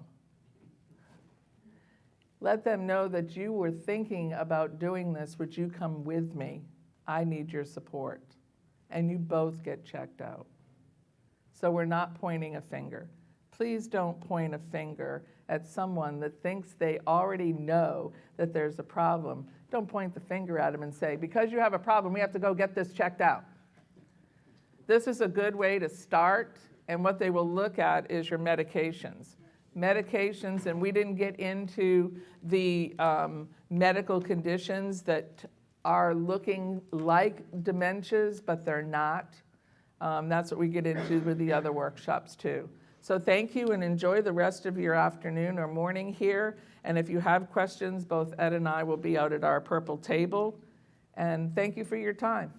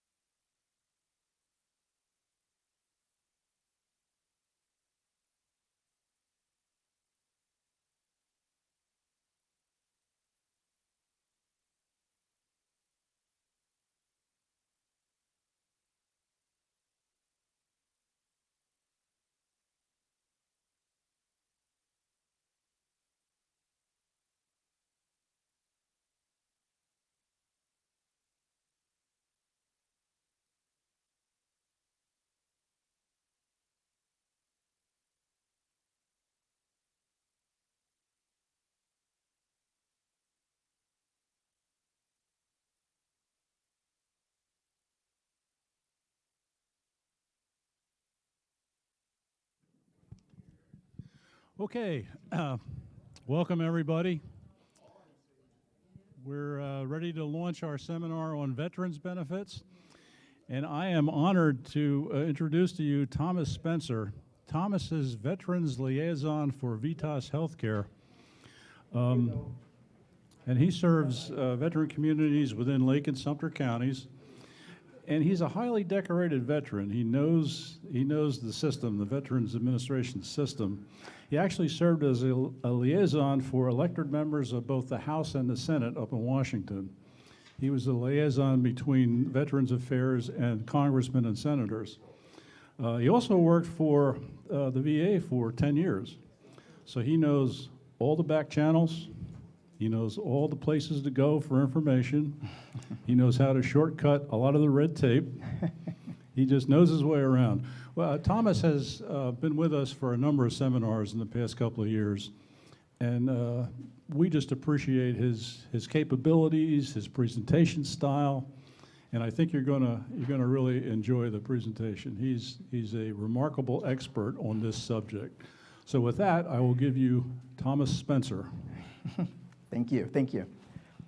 Well, I like to say, I'm glad that you're here. One of the things that I really take pride in is being a veteran, is being able to have the ability, and I consider privilege, to go out and serve those that served. Because a lot of the times, Veterans Affairs can be an extremely dubious kind of entity when it comes to with its size and with regard to how it even operates as a federal entity. But what happens is, what I love being able to get the privilege of being able to come out and do is come out and really explain to a lot of people some of the benefits that I wish I could sit down and explain all of them, but we would need an entire day, if not a week, to sit down and go through all of the nitty-gritties that Veterans Affairs has to offer. But today what I like to do is give you some of the highlight areas and some of the key things that all vets would qualify for when they take the opportunity to go out and get them. Of course, that would be me, yes, retired U.S. Army. I work for Vitas Healthcare. Vitas Healthcare itself is an entity that is based in healthcare, but it is a hospice provider and palliative care. Now, that's end-of-life healthcare. Now, what I do has nothing directly related to that portion. The portion that I do with Vitas Healthcare is to go into the veteran communities and make them aware of everything that they're eligible to receive. Of course, the hospice is an element, and Veterans Affairs offers that as well. We even receive some of the patients that come aboard to us from Veterans Affairs. So it's a shared relationship. But me, the thing that I love is it gives me the ability to get out into the community and just explain and share what benefits and things that veterans receive. Now, I can say for myself, and for those who are, if you're came in or you were at 1980 in the military or before, we used to receive these in the mail. I used to love getting these in the mail. It was a great element because it gave you an overstatement of everything that you're eligible to receive from Veterans Affairs. But then they just stopped doing it. They didn't give a reason. They didn't give a definition. They just stopped. And as soon as these stopped, would you realize that the veterans that came to make use of services of Veterans Affairs dropped by almost 60%? Once that book stopped coming out, because they didn't know. So a lot of vets would believe, I'm not eligible anymore. They don't send me the booklet. I don't get the letter in the mail. Because now they modernized after 2012 and everything went online. Well, they didn't tell everyone that everything went online. They also didn't tell you how to find stuff that's online. That's one of the things that for me, that is, it hurts, because it's kind of like they just dropped the ball on that one. One of the things that there's a lot of websites. This is a really good one. I always recommend that all vets take the opportunity to go to archives.gov. Reason being, on archives.gov, you have the ability to request all of your medical and military records. You also have the ability to request replacement medals of all the medals that you earned while you were in the military. And they give all these things to you for free. Now, if you had records that were destroyed in the fire that occurred back in the 1970s, needless to say, things were destroyed. However, there still may be records that do exist. It could be copies of medals. It could be copies of anything that still exists. And a lot of the times, it's on there where you'll be able to get it. And it's at no cost. You fill out the form electronically. Of course, it just asks you the basic information with regard to your name, date of birth, social security number, when you served. The when you served doesn't even have to be extremely specific. It could even just be as simple as the years, or even a guess of the years. I say this a lot because I run into a lot of World War II veterans. And some of the dates could be a little cloudy simply because of the time it's been since they served. And they could just put in there somewhere between 1940 and 1944. That's okay, because it gives them a window where to look. It's incredible information that's on there. But the VA's website, it's good and it's bad. It's good because there is a lot of information on there. The bad is it's sometimes hard to find information on there because they have a link that's in there. It's really interesting. He says, I think it's almost comical, because it'll say, VA benefits from A to Z. That sounds like a simplistic system. It's like, oh, okay, that's a good idea. But when you click it, everything in its grandmother comes up from A to Z. Then you have to click this link. And then within that link is like 10 more links. So eventually, you're not getting to where you want to go as easy. Rephrase. I would say people who are my age and up don't find it in there as easily.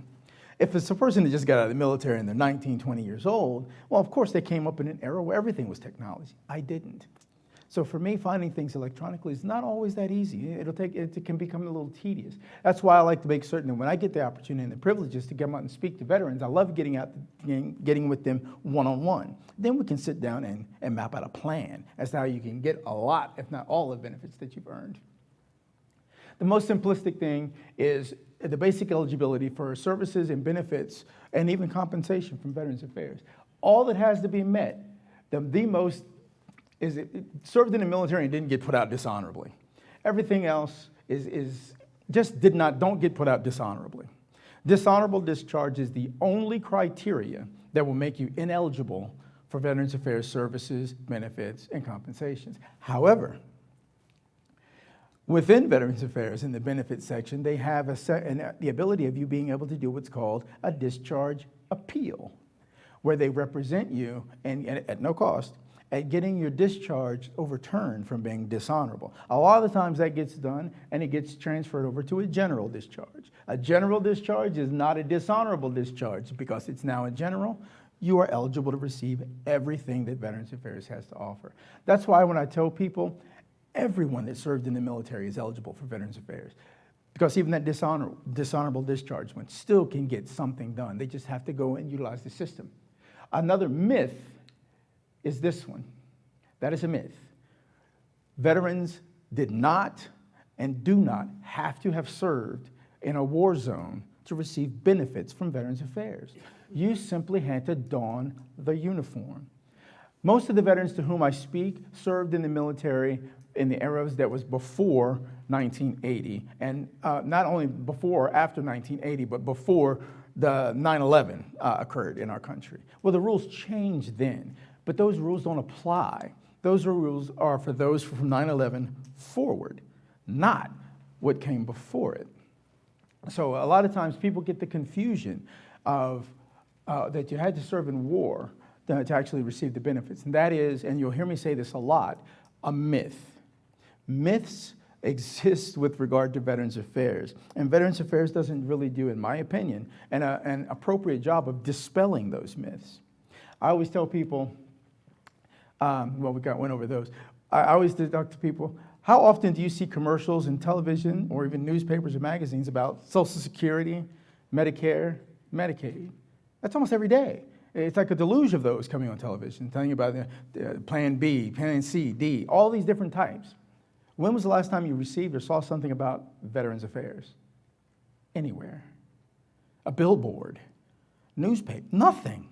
The closest thing that I've seen, which is, I think it's funny and embarrassing. The only time I saw something with a commercial that had something to do with Veterans Affairs, it was with a cell phone company that's utilizing their internet ability to market the medical, where you can see your doctor on a screen now. And the commercial wasn't even for Veterans Affairs. They just were like a tag part of it. I believe it was T-Mobile is the one that was the screen. VA does not advertise. And I've never understood that. And that is horrible because we have such an enormous population of veterans within the United States. It's in the millions of veterans. And then when you consider veterans and spouses, the number goes up. But they just don't give the information. You have to almost go out and get it, and it should never be that way. These are the different types of discharges. And like I said, Anything other than that dishonorable, well, of course, banned conduct is a dishonorable as well, but anything other than a dishonorable will make you eligible to receive benefits. Now, this one is true. Nothing, absolutely nothing will happen in Veterans Affairs without some kind of proof you served in the military. It used to be that you had to have your DD-214 or discharge papers. That's been changed, primarily because of the fires that occurred back in the 1970s where records were destroyed. Now, a veteran, that's why, again, I'm listing the archives on here. Anything that shows that you served in the military is sufficient. If you have a copy of orders for a medal that you received, a TDY order, a certificate of that you were transferring from one post to another, anything that identifies that you donned uniform is sufficient when you utilize a veteran service officer or one of the claim locations to do the filing for you. And that's primarily designed because a lot of the times veterans don't have information. Sometimes, I know for myself, I'm a shoebox kind of guy. I have a lot of my records and medals and things of that nature. I kept them in a box, kind of like when I was in the military. And there are things in there that if my 214 for some reason got lost, because we can get it from archives, I have copies of so many things in there that would satisfy the need to prove that, yes, I did serve in the military. Here in Florida, one of the things that I love, we have county veteran assistance offices in Lake and Sumter counties, and they service the needs of veterans in filings that are done electronically at no cost to the veteran. That's one of the things that I always strongly recommend to vets when they make filings of any sort. Do it electronically. Do not do it on paper. The old method, and this was back from when I first got out of the military, I retired back in 1998, we used to go in, you would fill out 850,000 forms, sign off on all these things, and submit that to Veterans Affairs to get whatever it is. And then it takes a year or two. And then you hear nothing. Then you contact them back and they're like, oh, well, we have no record that you submitted anything. That's why it moved to electronic and making the use of veteran service officers. Because when it's done electronic, if something gets lost, whatever was being filed for, you get it. Because now it's trackable. It's trackable. One of the great things also in the archives.gov, if the veteran passes away, their next of kin, surviving spouse, their children, they can also make those requests for records, medals, and things as well, and file for stuff on their behalf, even after the veteran's passed away. Again, these are some of the things that are extremely important. Of course, we already talked about in good detail with regard to the discharge papers. But something else that actually comes in is something that's necessary is if the veteran is married, let Veterans Affairs know. Because there are spousal and survivor benefits, and there's also benefits for the children as well that go into effect with regards to Veterans Affairs. One of the ones that I like to express to a lot of the younger veterans, and some of the times even like ones like myself that have grandchildren, Veterans Affairs also offers things such as daycare support. They have pet therapy where Veterans Affairs will provide dogs or even cats, certain animals that are life assist animals, or just the ones for care that are just there with, at no cost for the veterans. It's priceless and extensive, the list of things that Veterans Affairs has. Now, of course, if the veteran passes away, let Veterans Affairs know. Otherwise, you're committing this thing called fraud. You don't want to do that with the federal government. Fraud is a pretty big no-no with the federal government. Everyone's heard what the IRS does to you. They do the same thing from Veterans Affairs. So when that occurs, let them know. And we'll get into some of the benefits that continue even after the veteran passes away. Service-connected disabilities is one of the other things that I love expressing to a lot of the veterans when it comes to receiving and getting services. A big myth. I've spoken with quite a few people at the table that we have out there from VITAS with regard to eligibility from Veterans Affairs and getting the services. One of the biggest myths that's floating around out there is if you make too much money, you don't qualify for Veterans Affairs. Or if the value of your property is too high, that's considered part of your assets and you do not qualify for Veterans Affairs. That is an enormous myth.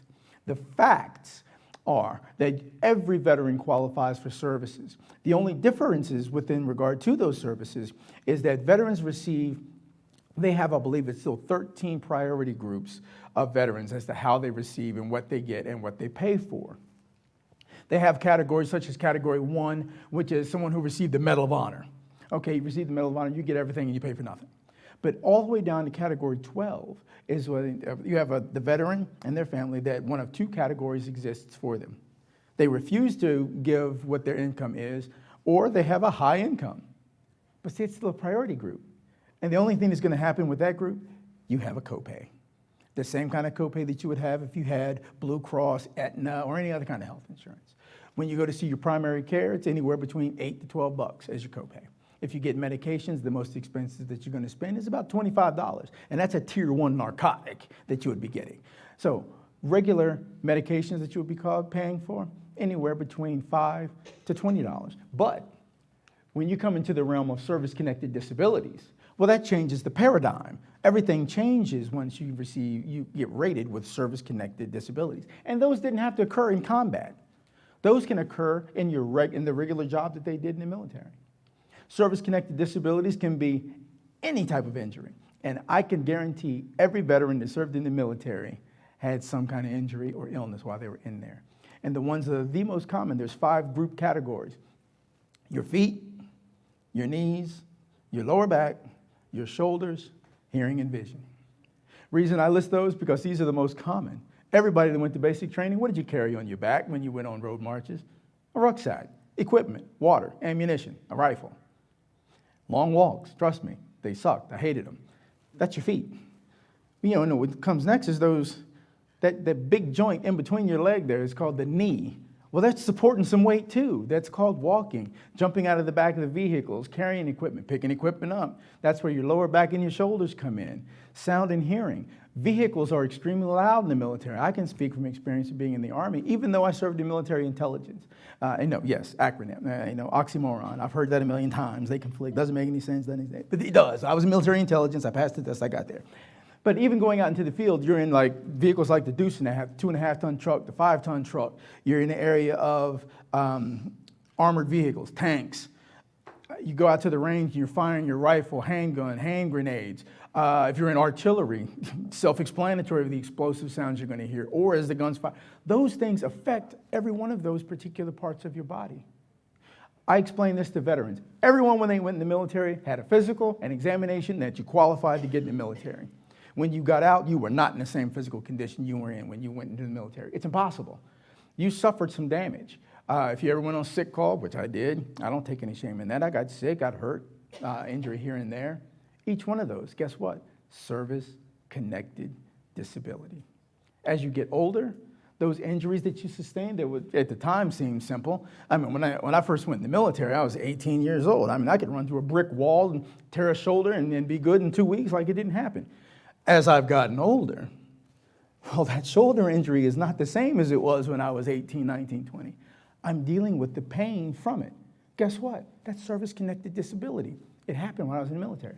Once you go in and you get rated for any of those 5 areas. Now, of course, there's far more specific areas of injuries and things that have occurred. All of these things are going to be related to something that happened while you were in the military. When you get rated at above 40% collectively, you pay for nothing at Veterans Affairs. You receive everything that they have except dental. Only way to get dental is if you had something happen dentally while you're in the military, or you get rated at 100%. But you'll get everything else. All medications, no cost. All doctor's appointments, all specialists, x-rays, MRI, CT scan, I don't care what it is, paid for by Veterans Affairs because your service-connected disability compensates for it. And you receive a monthly compensation for the rest of your life based on that disability. Another key point of disability, and I believe I have a slide as we go along that details this one a little further. Once you hit 100% service-connected disability, you qualify for what's an indemnity. The indemnity is once the vet passes away, whatever they're receiving financially continues over to the spouse as long as they live. The benefits of things such as property tax exemptions, all of these things continue even after the veteran's passed away. If the vet's not at 100%, let's say they're at 60%, and they have all these different ratings for different disabilities, and one of those disabilities is what caused them to pass away, that also qualifies for an indemnity that guarantees that that financial coverage and medical care continues for the surviving spouse and family. Veterans have far more benefits than they're actually aware that they're supposed to be receiving, and it's all because Ignorance exists because VA doesn't tell people about it. That's why I love the privilege of being able to come out and explain a lot of these things to people, because it's a great thing. Now, this one right here, this was based off of last year's, because I haven't gotten this year's rates yet. I should be getting those in the next few weeks. Now, this is without any dependents, and as if it was just the veteran by themselves. They hit, like I said, they hit that magic number of 40%. That is $560 every month for the rest of their life, going up with whatever the federal income, percentage rate is. The 100%, this one right here, it's a lot higher than that. Now, I'll be a little transparent. My 100% that I receive each month is $4,120 every month for the rest of my life. That's almost $50,000 a year that I'm able to take care of my family because of things that happened to me while I was in the military. So I always tell people, it's not like I'm cheating the system. I mean, my disabilities are, see, I got shot, there was shrapnel, I'm blind in my left eye, deaf in my left eye. I mean, I suffered significant injury. So I'm being compensated for those things. A lot of vets suffered similar injuries in different areas, but just never claimed it. Well, they should, because these things are priceless methods of the family being protected financially. The other portion is I also now am completely property tax exempt. I don't pay property tax in the state of Florida. Once you're 100%, you pay no property tax. You don't pay for any vehicle registration. You don't pay, I mean, it's a list of things you don't pay for. My children will never have to pay. I have three. My first one, she's grown. She's in her 30s already. But the two following, my youngest daughter, she's 21. She's going right now. She's at the University of Florida. My son is 16. He's still in high school. My daughter doesn't pay for tuition because she can attend any college in the state of Florida, including living in the dorm, books, meals, all of that's paid for because her father got injured in combat. My son, when he reaches that choice, if he chooses to attend college in Florida, will have that exact same benefit of not having to carry a financial burden once he graduates or my daughter graduates. My oldest daughter, she's like, why don't I get any of that? I was like, well, I didn't have 100% at the time. But these are significant. Now, these, of course, go up when you're married, you have children, you have dependents living in the home, they're higher. But these are simple different compensations that come to the family. And I don't think anyone would say that if they were receiving an additional $560 a month, that wouldn't be significant. Because that's $500. I could use, when we received that one, for me, that was, when I received that 100% rating, I didn't want it so much for myself, but I wanted it for my family. If I were to pass, I want to leave something behind. And my wife said, you served your country, now it's time for your country to serve you. I was like, wow, that's a powerful statement. But for me, I just wanted to make sure and ensure that my family is safe and protected. Yes, ma'am. When a veteran passes away, say they're 100%, Mm-hmm. isn't it that the spouse would get a portion of No. 100%? That's retired pay from the military when it's a portion. Veterans Affairs indemnity is the exact same amount that they were receiving, will continue coming to the family. What she was speaking about is if the vet passes away and the income that's coming into them, does it get reduced? That occurs with retired military pay. Now, I'm retired Army. I took that option when I retired from the military. So it was about 15% that I had to deduct from what I would receive from my retired pay. In the event that I pass, which of course would be inevitable, the remaining of that will continue to my spouse or my oldest living child. So I have those in effect, and now that I'm at 100%, both of those will continue, and my family will be protected with regard to income. Nursing home care is something else I've been asked about, and this is a really great thing. Now, there's 3 different methodologies that they utilize. Of course, the VA community living centers, those are facilities that are at each one of the VA locations. Like, for an example, the one that's in Lake Nona, which is a gigantic hospital area. They have a community living center there. That's a retirement type community for veterans. I always tell vets, those are going to be full at 100% all the time because of where they're located, so they reach capacity. Now, the state of Florida also has veteran homes that they place people into that from the overflow from the federal. However, just as the federal, the state ones fill up too. That leads to, which is the greatest portion, is the community nursing home program. That's all of the ones that are in the private sector. The VA sends veterans and covers them staying there too. It's all about the method of making the application for them. That's when you move into the area of aid and attendance. We'll get into some of that a little later on as well as we're going through here. But these are all programs that are designed to take care of veterans and their needs. These are things that I think that are just priceless because every vet ages. I always tell people, and a lot of times people don't like to think about it, but I'm sorry, it may be a depressing sound, but we all will become senior at some point. I remember when I was in my 20s, I was like, I'm not going to be a senior. I'm going to be young forever. Guess what? That was a lie. I was lying to myself because now I am pushing up on 60. And because of that, I will in time I will make use of this. My wife and I have already discussed that. And I look forward to it when we cross that bridge. These are the criteria that work with regard to going into a nursing home. These are nursing homes that are more like retirement. They're not the mental health facilities or one where they're going to need intensive medical care. They have to be medically stable, where you're cognizant, have actual ability, that you have have sufficient functional deficits that require that you be inside of a nursing home. Now, when it says deficits, it doesn't mean that you are incapable of taking care of yourself. It's that you need the assistance of a nursing facility. A lot of times these are assisted living facilities, where a lot of times the patients and residents who are in these facilities are capable of taking care of themselves, about 90% efficiency, but there are things that they would need some help with. That's where it comes into play. And then, of course, it's determined as your healthcare provider would make that determination as to when that type of a situation will be utilized.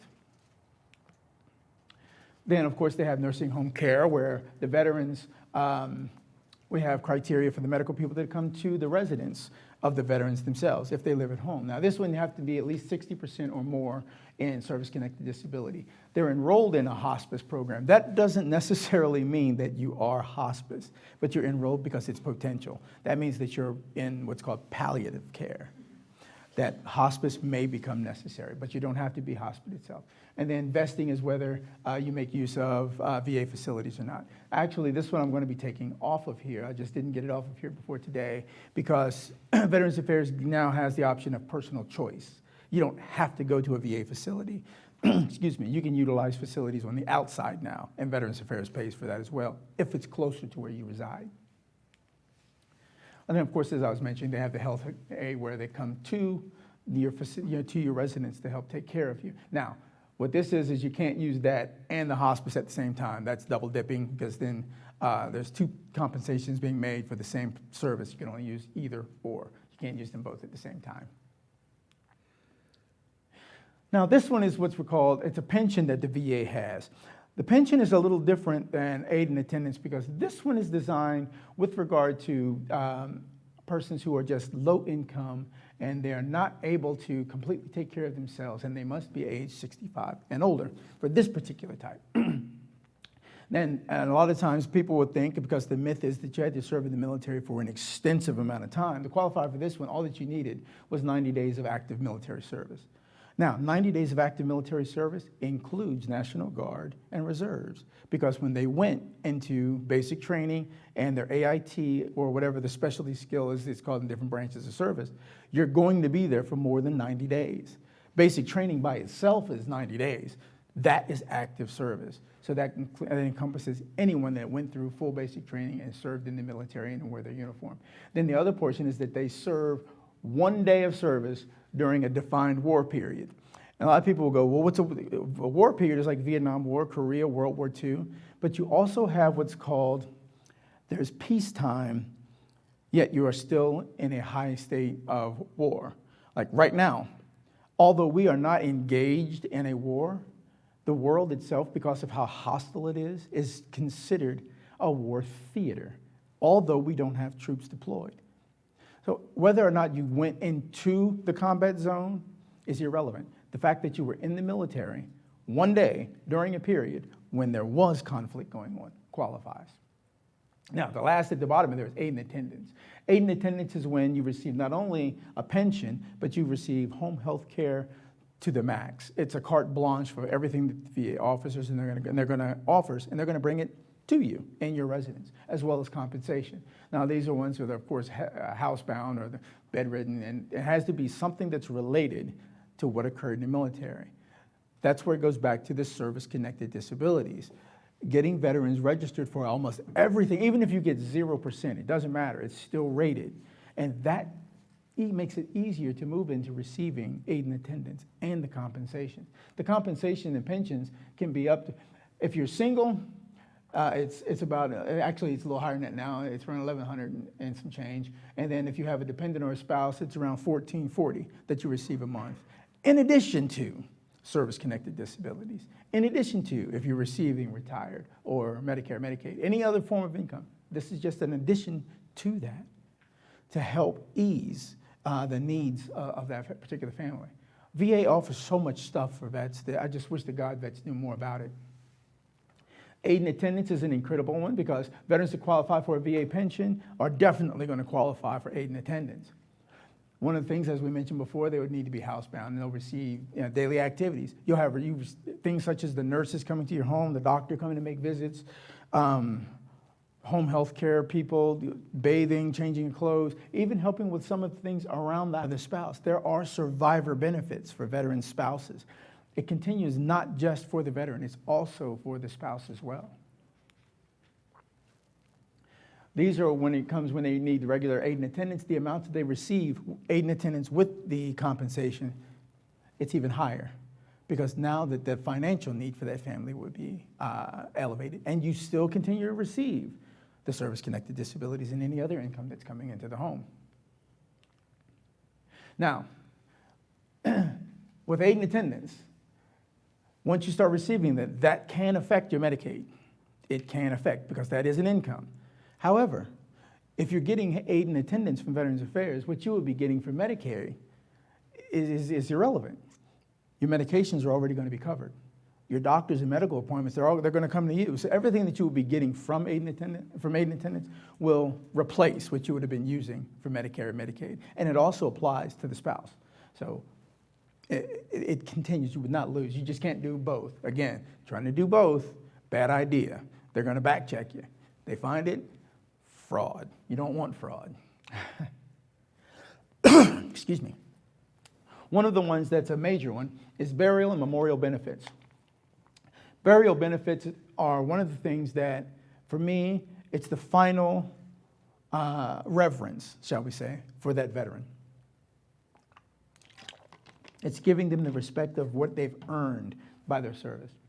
Now, when it comes to the benefits, veterans, their spouses, and their children are all eligible for burial and the maintenance in a national cemetery.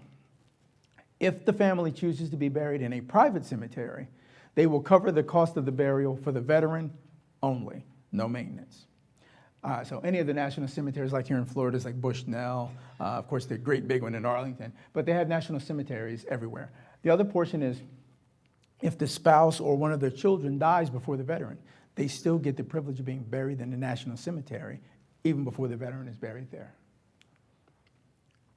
Now, a lot of things, one of the biggest things that comes up was, I hear the questions a lot, is what gets covered by Veterans Affairs with regard to the burial. Now, these are the areas that are at no cost to the family. Of course, you get the gravesite, the lining, the opening, closing of the grave, the headstone or marker and its care, and the care of the entire cemetery itself.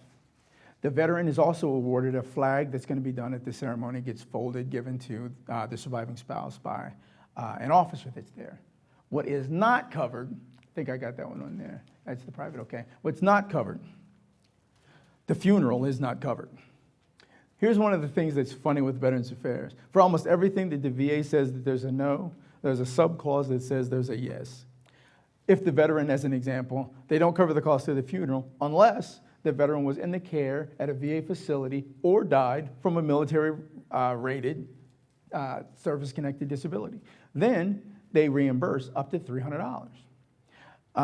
They don't cover the cost of the casket. The casket itself is not covered by the cost, but they reimburse up to $600. So it's not one that they pay you up front, but they will pay for it on the backside after you do it. A lot of what VA does with regard to the burial and funeral and interments is with regard to refunding it. If it's going to be a cremation, then of course they will reimburse for the cost of the cremation, and they have an interment wall, which is beautiful. I didn't realize what those look like until we moved down here to Florida. This is almost 20 years ago. But when we got there and I went to visit it, It's a beautiful wall where they put the cremated portions into a wall with beautiful plates in front of them. It's really beautiful. It brought tears, I have to admit. But one of the things that, for myself, I love visiting national cemeteries. I always go and do it just because they're veterans, and it means something to me. But to actually have seen it, that's something now my wife and I are considering as a possibility that we may do, is use the wall rather than being buried in ground.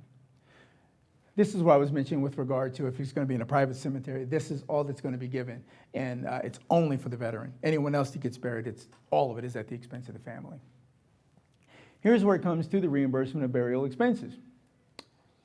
If the death is service-connected, then there's a $2,000 amount that's going to be paid to the family.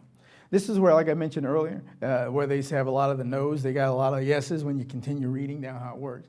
If the burial funeral expense, if it comes because they were hospitalized by the VA at the time of death, or $300 if they're receiving any kind of pension and compensation. Now, the cool part with the hospitalized by the VA, that can be being hospitalized in any hospital now, because VA is personal choice, and they cover hospitalizations at any hospital. Like where I live in Claremont, if I was, heaven forbid, I don't want to wish this on myself, but if something happened and I got hospitalized at South Lake Hospital, and what caused it was because I was having traumatic headaches, which is related to the traumatic brain injury, and I passed away at South Lake Hospital. That is a VA-funded hospital.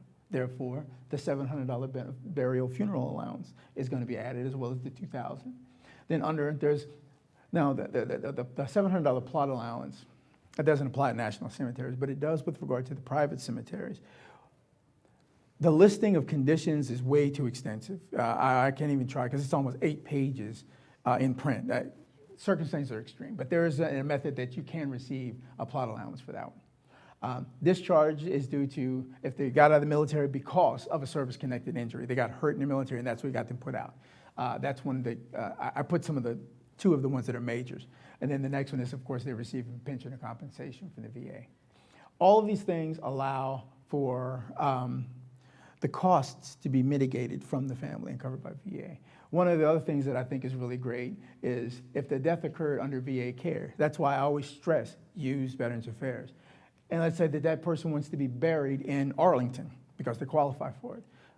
Veterans Affairs pays for the transportation cost of the body to be taken up there. That is expensive. I didn't realize how much in the thousands it is to transport a body to be buried somewhere. I didn't realize it. But this one right here, I always stress to the veterans, make use of VA, even somewhat, so that you can qualify for this one. Because this not only applies just to the veteran, but the family members as well as they pass away, if they're to be buried in a national cemetery. The aid and attendance, this is one for the surviving spouses who are available for the indemnity. DIC is an indemnity, death and indemnity coverage. Or if they're receiving or VA death benefit pension because the vet passed away and their service-connected disability amounts get paid to them. The aid and attendance that I mentioned earlier continues over to the spouse. Now, the amount of this is actually a little higher than that now. It's around $1,220 that they receive each month on top of what's already being received, because this is aid and attendance. This is what one of the other portion is, of course, they're housebound. A lot of times, it's usually the spouse is usually senior, as well as the veteran. And because of that, they receive care with just about everything that they need. They send someone who does a lot of the shopping for them, the groceries, the making of the meals, the dressing. It's an incredible benefit that comes in, as I always say, in the latter parts of life and when it's definitely necessary. This is an interesting one as well, because I've been asked this question before.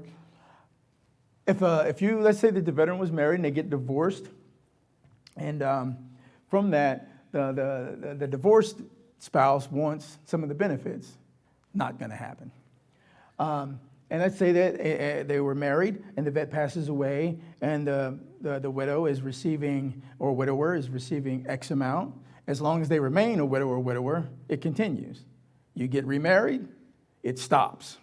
But if you get divorced from the new marriage, it starts back up. I think it's the funniest part of it. It's like if you get married again, I was like, so I don't believe in just living together, but financially it would just make sense to just live together. And then, of course, the death pension is the same. As the surviving spouse must not have remarried. But if they do get divorced, you get paid again.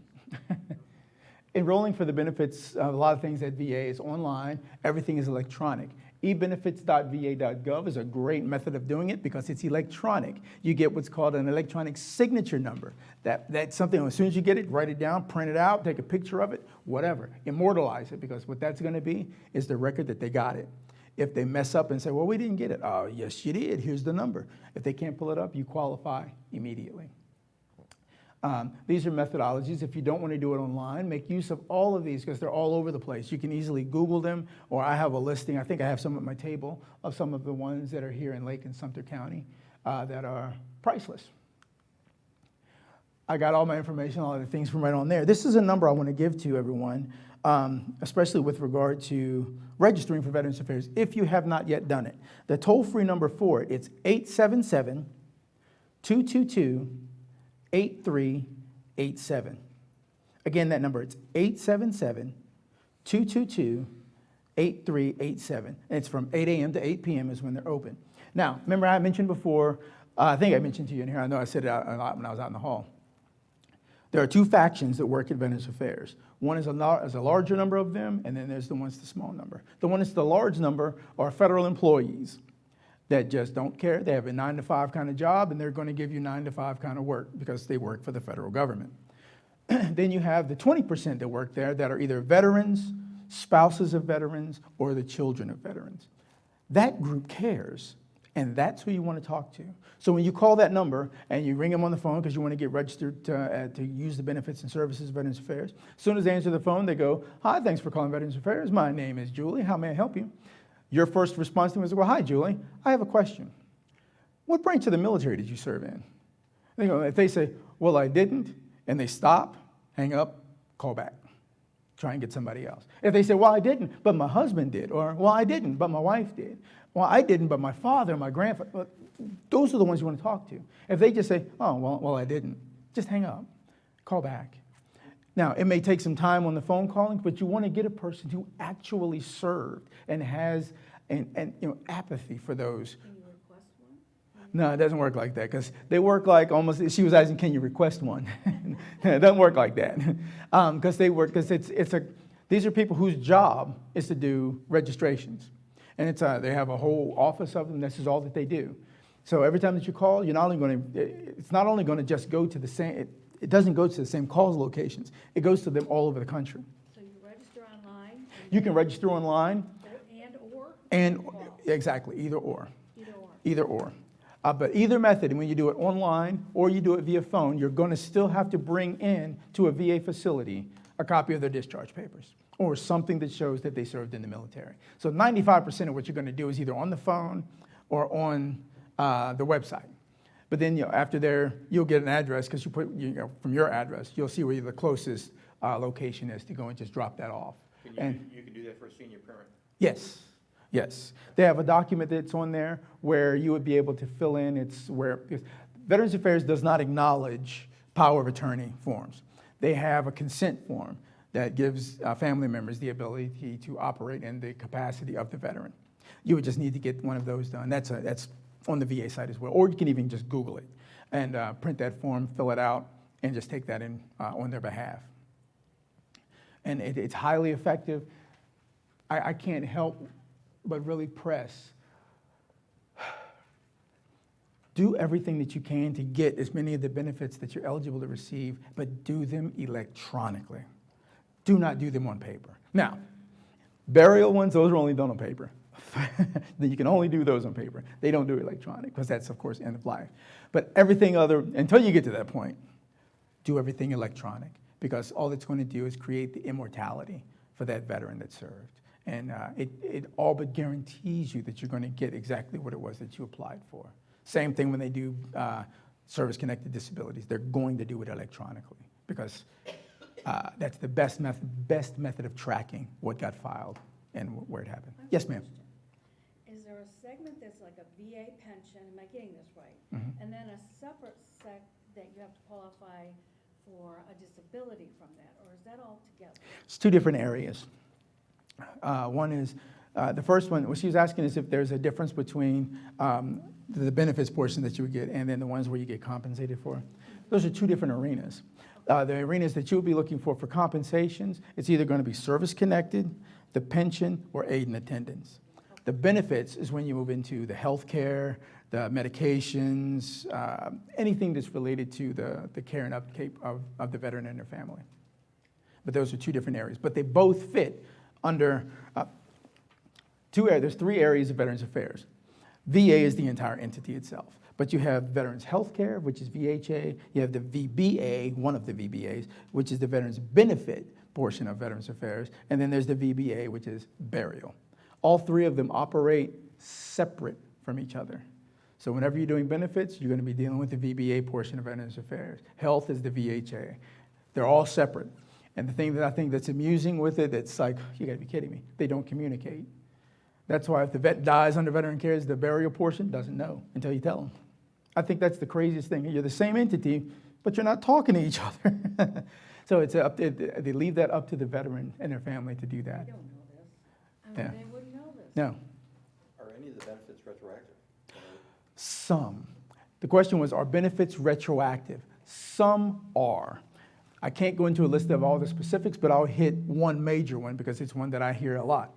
Agent Orange is back payable because they will go back to where the first incident and exposure is noted for a veteran. We had one that came under our care with Vitas that was on hospice, and I assisted their family with getting the felon because he was declining rapidly.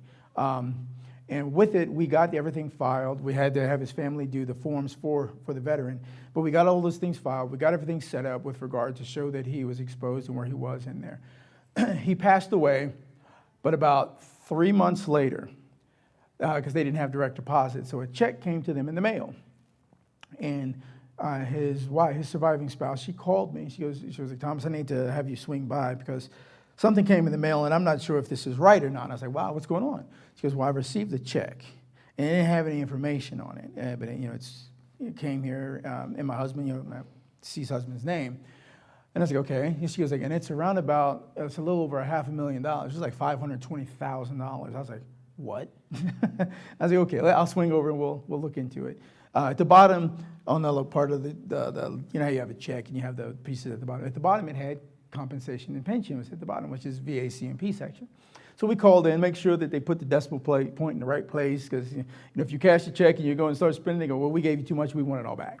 So we called Veterans Affairs to verify. They were like, yes, it was back paid. He received it because he was first registered as having Agent Orange back in 1977.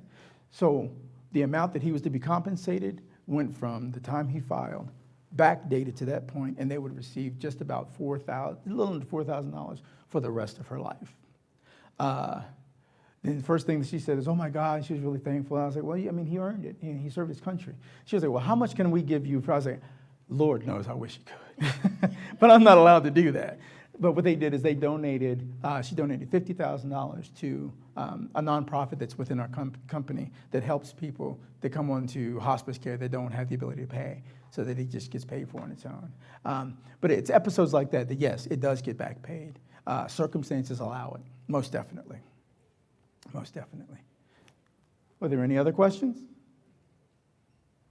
Well, anything that you have, we'll have a lot of information out on my table out there from Vitas Healthcare. And I'd like to say thank you to all of those who took the time to serve their country. One of the things that I always like to say, and thanks to people who don the uniform, you chose to serve something greater than yourself.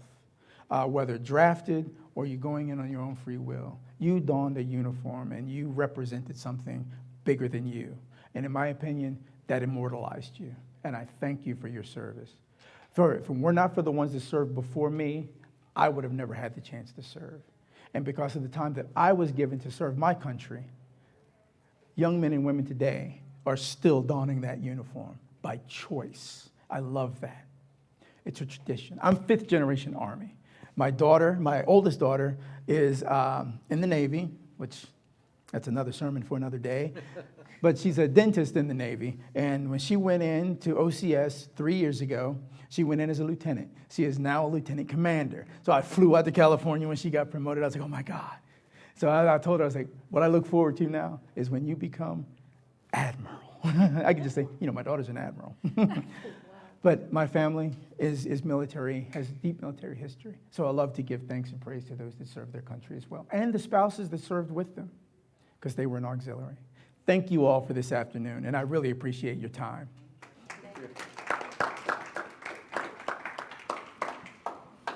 And on behalf of AMAC and the AMAC Foundation, Thomas, I want to thank you again for being with us today. Thomas, as I said earlier, has been with us on a number of occasions in the past couple of years, and we will continue to invite him back because it's a message that is extremely important, and he does it so well. So again, Thomas, thank you. And thank you all for coming.